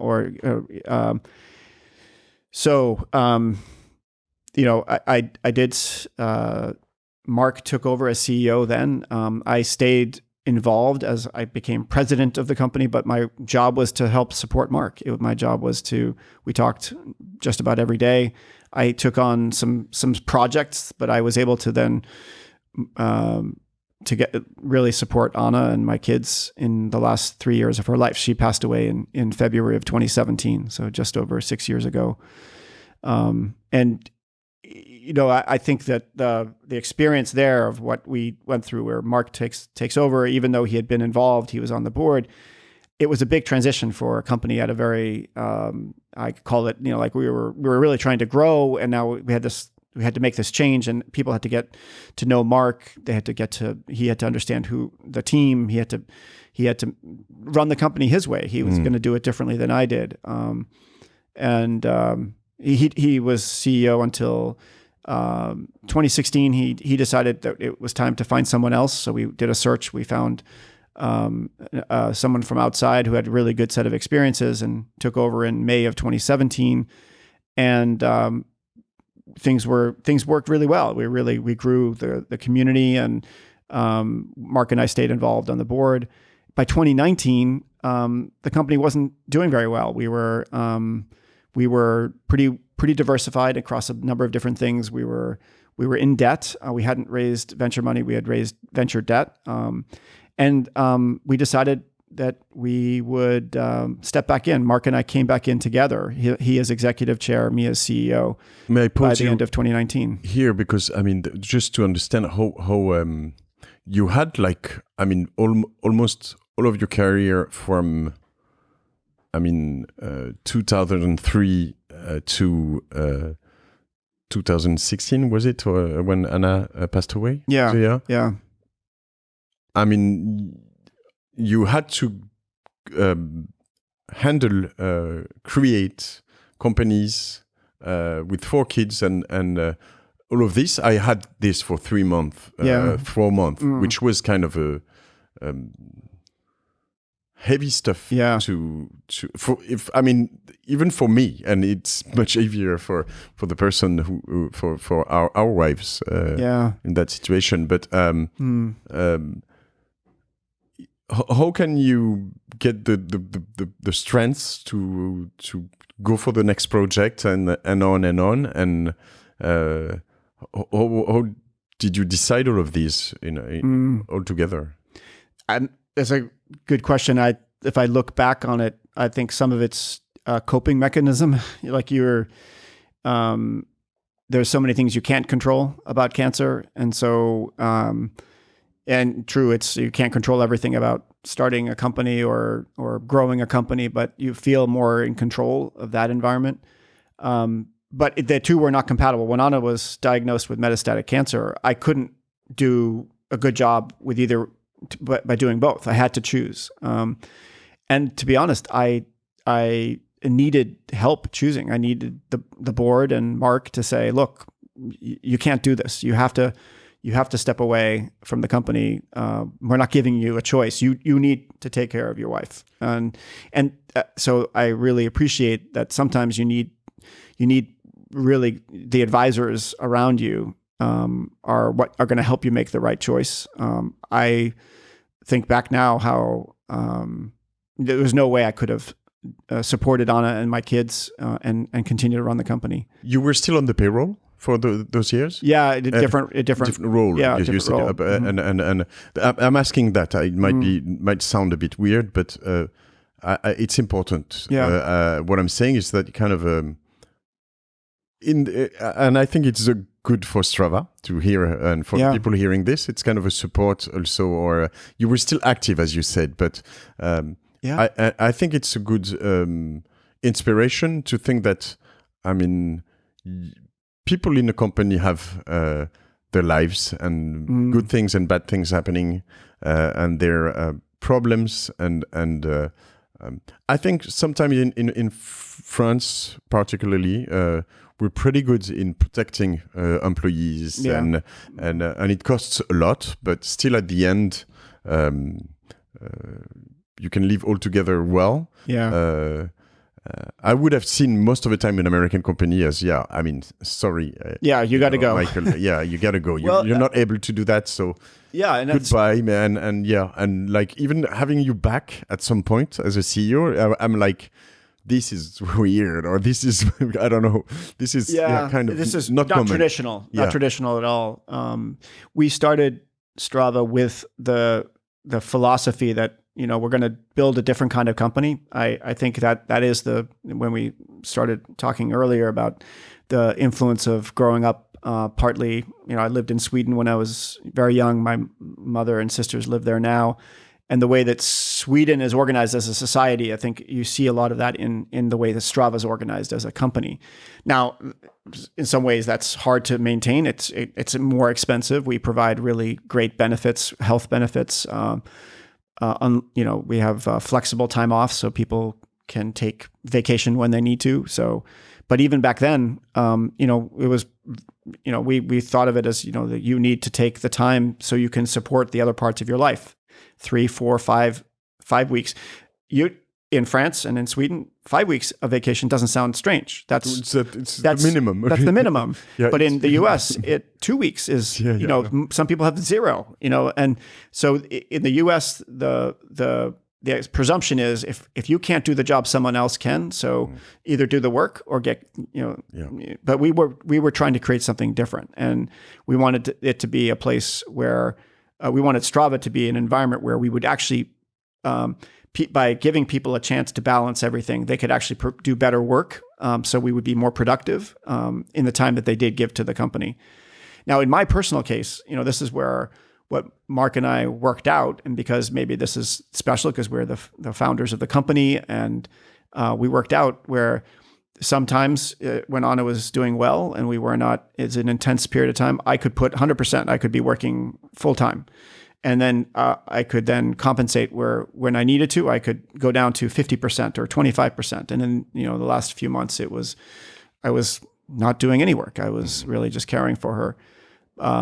But, and then where stepping back into the company, this is now 2.5 years after she passed away. She died in February of 2017.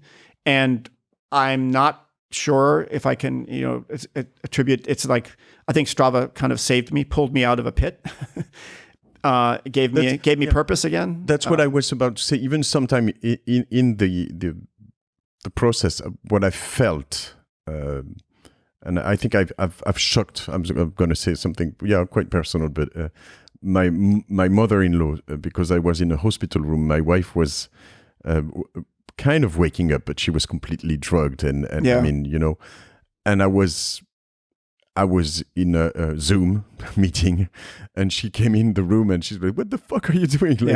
And it's kind of a loophole. It's kind of you and you need something to hang out. I mean, like just waiting. I was discreet, quiet, or mainly listening, not talking.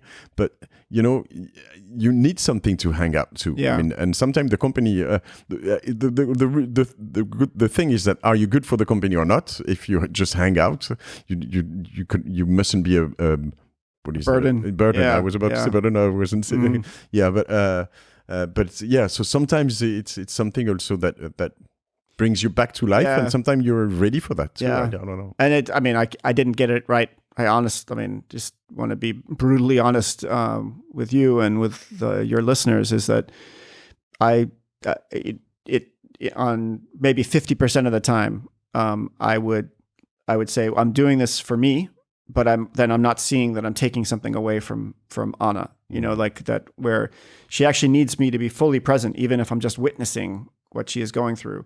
And then other times is like, no, if you don't find some way to take care of yourself, then you're not going to be any good to me. You need to get out for exercise. You need to do some work. You need to get out of the house. You can't just sit here and watch me as I fade away. I can't take that, right? So we found a lot of help through therapy to get through this period. I want to give a lot of credit to the idea that when you're training as an athlete, you can be helped by having a coach, right? Well, when you're going through anything hard in life, you can be helped by having a coach too, and especially a relationship which is stressed by someone being very sick and maybe going to die soon.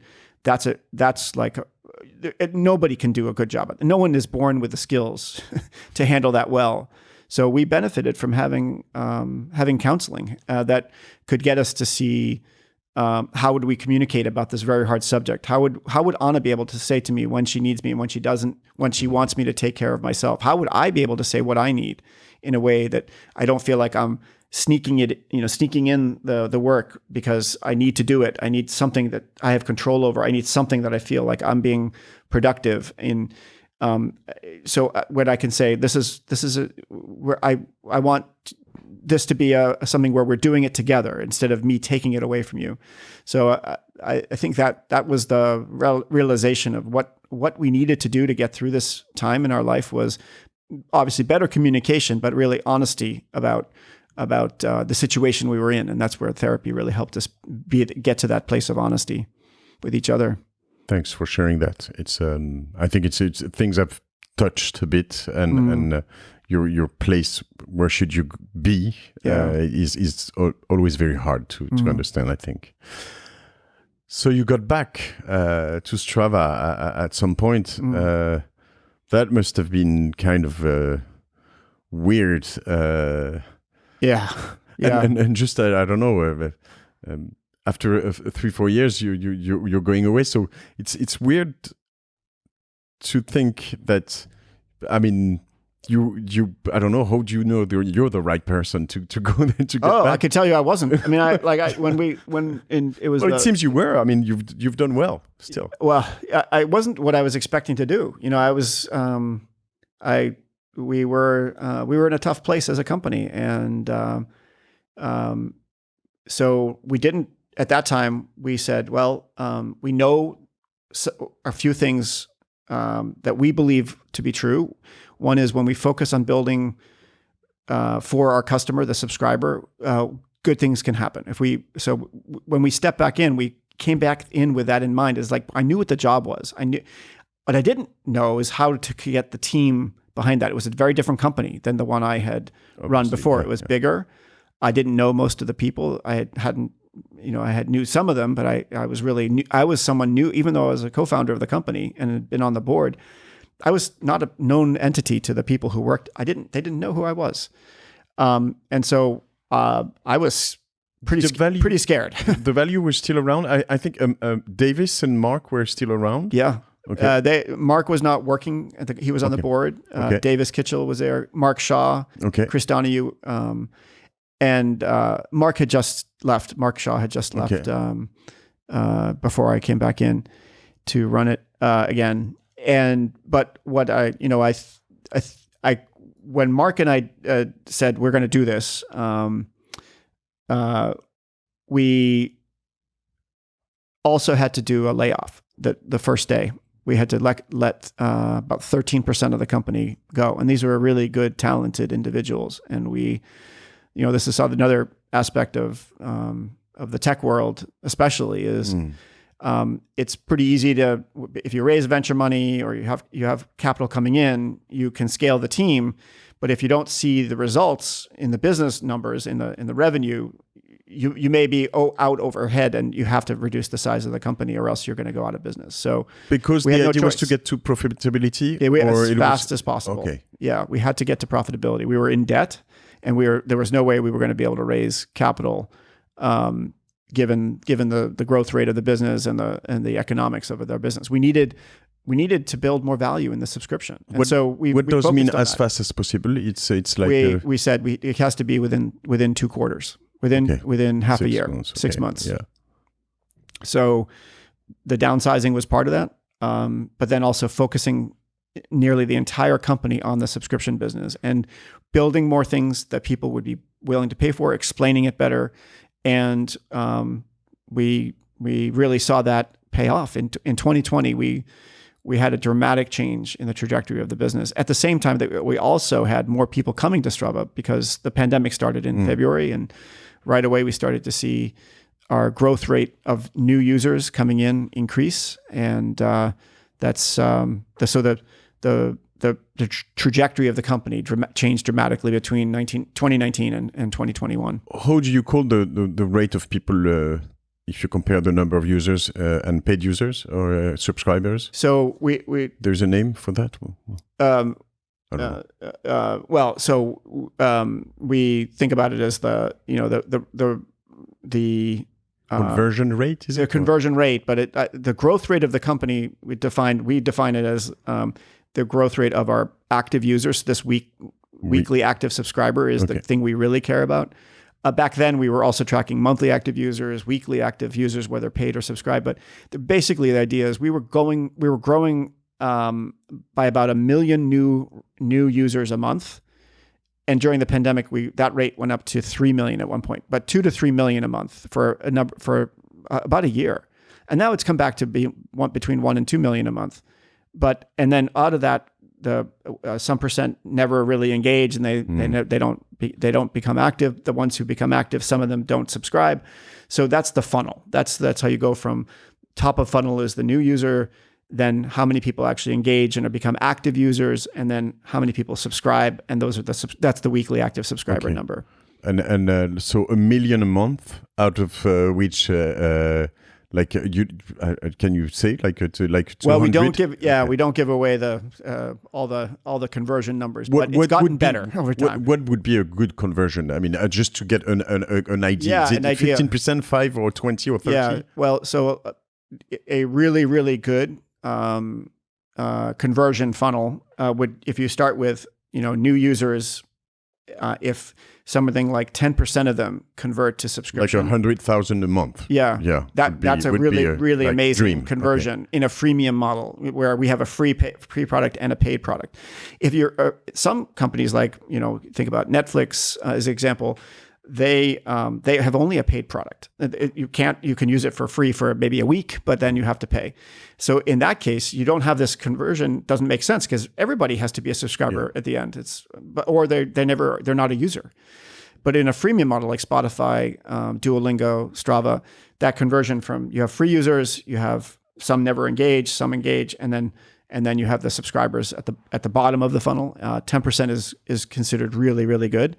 And some of them are even better than that. I think Spotify releases their ratio is even better than that. Probably it's 20%, something like that. So that would mean a good number for you would be if you have 100,000 paid user a month. Yeah, you would be happy. Yeah, and that would be if you take the French more or less price would be like more than 500 million net income. I mean, out of tax, something like this. Yeah. Incremental. That's a good number. Yeah. But you have to take off the people who churn out because you're adding people in, but you're also losing people who go back from being paid to being free. We call it churn. You call that churn. Some people just go back from being paid to be free and they're still active. Yeah. Oh yeah. Why? Well, they maybe didn't find the value. They didn't, or their credit card failed, or there's a lot of reasons. But we see people go free to paid to free to paid to free to. We go back and forth. Sometimes maybe they're taking a break. They're not going to be as active for a while. They got injured. Life changed, and they're. I do that for some subscription, but you will understand why. It's for a Champions League games. Season. So the season when the season is over, you don't pay. Feel I should pay 35 euros for channels I don't watch, right? Yeah. But for Strava, I would feel like if I don't pay anymore, and actually I would pay yearly. You have a monthly plan? Yes, we do. Also, you could choose yearly or monthly. Yearly it's cheaper, I believe. Yeah, you get a pretty good discount. I think the monthly plan is, I think it's 13 euros a month, 12 euros a month, something like that. What things you can share about those things you've changed in the past 3 years for people in the subscription business? What are some key learnings you've had? Yeah, you always be building value in the subscription. We're adding new things all the time. The example of we acquired FatMap because we can build a better experience for exploring the world around you with their technology, and that's going to be a lot of that's going to be part of what you're paying for is getting the best maps for the outdoors, the functionality of those maps. So always be building more value into the subscription over time. That should be your focus as a subscription business, is building more value for the subscribers. Don't do what Runkeeper did. The A6 did with Runkeeper. Never invest anymore. You have to keep adding value. And let them know. I believe. Yeah, and then the second thing I was going to say is really explain it. People, you launch a new feature and you think, everyone sees it. Now everyone's going to know. Yeah. Most people don't see it. They didn't see that something's new in the experience. They didn't read your email. And certainly all the people coming in, if there's 1 million new people coming every month, they're not realizing that this is available to them either. They didn't get the message. So you should really focus on is like education. We think everything is obvious, that it's new, or that this is something you can see as behind the paywall. People are not spending all their time thinking about Strava every day, like we do it when we work at the company. You have to explain yourself. And I don't think we're doing a particularly good job on that either. I think we can do better on explaining ourselves. That's really very important, is that you're communicating with your customer, explaining yourself, explaining why you're building what you're building. So people feel that they belong to a community on Strava. We should be welcoming them and telling them and educating them on what we're doing for them. That's an important thing. Are you a tough CEO? Probably. I've got one of our employees, Glenn Newman. Love Glenn. He calls me Coach K. And so there's two basketball coaches in college sports. One's like a really nice guy, and one's a really tough guy.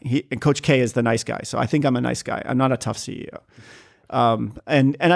So again, goes back to, so one of my philosophies, and this is like, I realized this, and I can put a name to it because I read a book by Matthieu.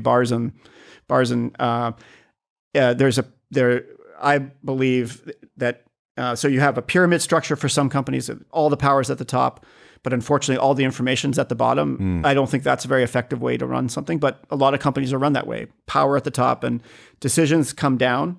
And then the people at the bottom say, what the fuck? This doesn't make any sense. You don't know anything. And then that gets back up. Okay, we make a different decision, right? It's like information goes up and down, but all the power's at the top. That's a pyramid. I instead think about a constellation structure where the decision-making and the power is distributed in the system. So a lot of people, information exists at all levels of this constellation. But I try to give away the power. My power comes from empowering other people who actually have more information than I do to do the right thing. Now that can work, but it also requires a lot of trust. It requires people to really know what their job is and know what they're responsible for. And so that also has some challenges. And I think as we've grown, as we've increased the size of the company from 180 when I stepped back in 2019 to now it's 420. It's become more challenging for me for this constellation system. Again, give credit to Matthieu for the way in which he describes this in his book. It's called the power of giving away power. But it's a beautiful model, I think, for organizing systems that you can get really fast and really great outcomes if you give people the chance to make the decisions with the information they have, that they have the power to act on the information they have. And now it just requires maybe more coordination. So, yeah. Would you have a book? I think it's very, I was thinking about ourselves here in Coast of Australia, and I think it's a good inspiration. I think we're quite good at this, but sometimes we still have some top-down. Sometimes, like right now, it's not a top-down decision, but right now with AI, I'm just pushing hard. Like, guys, you have to be on this. Like, all of you guys. Like, there is no other option. And I think some of them are like, fuck off. Just leave us alone, right? But I have to do that. I mean, there is no other option. Actually. I think that's probably where I am. In the last couple of months, is realizing there's some things you really can't just wait to see if they happen. You have to be really clear. But even in the constellation model, there's a value in the leader could be, in my case, the CEO of a company. The responsibility of the CEO is to really be very clear about what decisions the CEO is going to still make. I don't give away all the power. So that's where finding, for example, you mentioned it as like, you want your company to not miss the boat on this technology. And you're going to make sure that everyone understands this is an expectation that you have. Being clear that that's actually really helpful for people. They now know that's a constraint. They now know, okay, this is what Matthieu says. And, if I want to work here, I better do it. And he doesn't tell me a whole lot of other things. So I'm like, he doesn't tell me every day. And actually, I won't tell them how and what. And I will tell them I want you to subscribe and and try like at least once a day, a couple of times a day, be creative and do more. But you have to do that. You have to be on that, because any day soon someone will be able to say, I want this website like this and that to an AI, and it will work. And so what are we going to do within all that, right? What is going to be our purpose? What are we going to do better? And that's something we have to masterize. Yeah. Would you have, Michael, a book to recommend? Something I should read? Well, everybody should read. So that one I just mentioned, I think, is a really good one. All right. It tells told in a beautiful way stories throughout history of this concept of constellation. All right. Systems. We'll go there. It's a really, really good book. And he's an entrepreneur. Been part of building some tech companies. Also worked in politics, where he under the Obama administration. So Matthew Barzin, really, really recommend it. I'll read it. I'll buy it. There's another book. I think there's like all sorts of business books are kind of useless. You pick them up and they could have written a 5-page book instead. They wrote most of the time 200-page book. It feels like that's.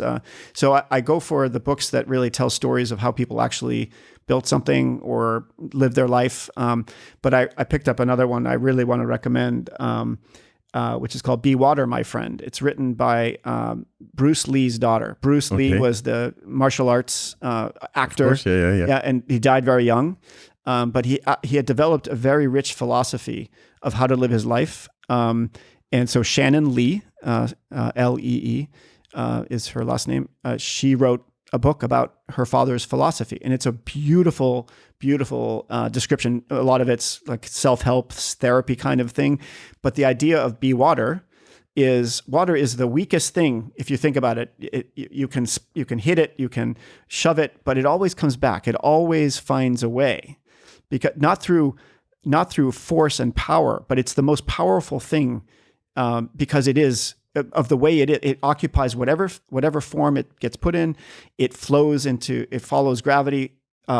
It can be the thing the wind drives to destroy things. It has the power to break to tear down mountains through erosion. So like the idea of being water as a philosophy for how we live our lives, something I really think a lot about, and it goes along with how he put that into practice in his life. It is actually the one thing I remember about. Sorry about being cliche, but The Art of War, Sun Tzu, that I've read a long time ago, is that water is, it goes around problems, and it's strong, and it lasts, and it evaporates, come back. It's kind of interesting, we follow you on LinkedIn. Are you active? Yeah. Okay. LinkedIn. Okay. Yeah. I'm on Strava also. Strava, obviously. Yeah. You can follow me on Strava. I use Strava as a way to communicate with my friends about what I'm doing, where they can see where I am. They can see what I'm up to. But LinkedIn is good. Instagram as well, not as much because I use Strava instead. So, if you had the opportunity to whisper to Michael something right when you leave this boathouse for the last time, and you tell you something, what would you tell you? What would you say? Yeah. Well, that's I go to it's you don't have to focus so much, Michael, on being liked. You're too worried that people won't like you, and that changes who you actually show up as. I like that. And so be yourself and count on that the people who are going to matter to you will find you a wonderful human being just the way you are. Be yourself. I love this. Thank you. Okay, before I leave you and before everybody gets excited, tell me one last thing. I liked the way you ended up with Ken. Is it Ken on the Diary of a CEO? Yeah. With that say we talked about earlier on. Yeah. You are what you do every day. Yeah. I kind of said something like that recently. I said, and it was actually about sports. Like, the marathon or an Ironman. It's cool, but it's just like one day. It's just a race, right? To get there, you have to do a lot of things, right? That's right. And so you are what you do every day is a statement about it's Stephen like Bartlett. Sorry, I was Sitka. Yeah, sorry. Yeah. But what you have a similar expression. Is like you are the average of the people you spend time with. Is similar, I think, in that you might be able to once in a while meet a Nobel Prize laureate or an Olympic champion. Yeah. But it's the people that you're around every day that actually are much bigger influence on your life. And so in my case, I'm talking about it's the things that you do every day. Call it the habits or the practices, the things that you actually make time for on a daily basis that are so much more important to who you become. I do, for example, and one way I put this into practice is in 2015 when I was I was so focused on what do I do to take care of Anna, I wasn't taking care of myself, and I realized I was in so much pain in my body, and I decided, okay, today I try to do some push-ups in the morning. I got up and I could do 10, 5. Okay, tomorrow I'm going to do it again. Now, every morning, so that was the beginning of the practice. Every morning I take 20, 30 minutes to do yoga, mobility, strength training. I do it every morning, every day. And sometimes it's more, sometimes it's less, but every day. And even that little bit, 20, 30 minutes, it changed everything about my ability.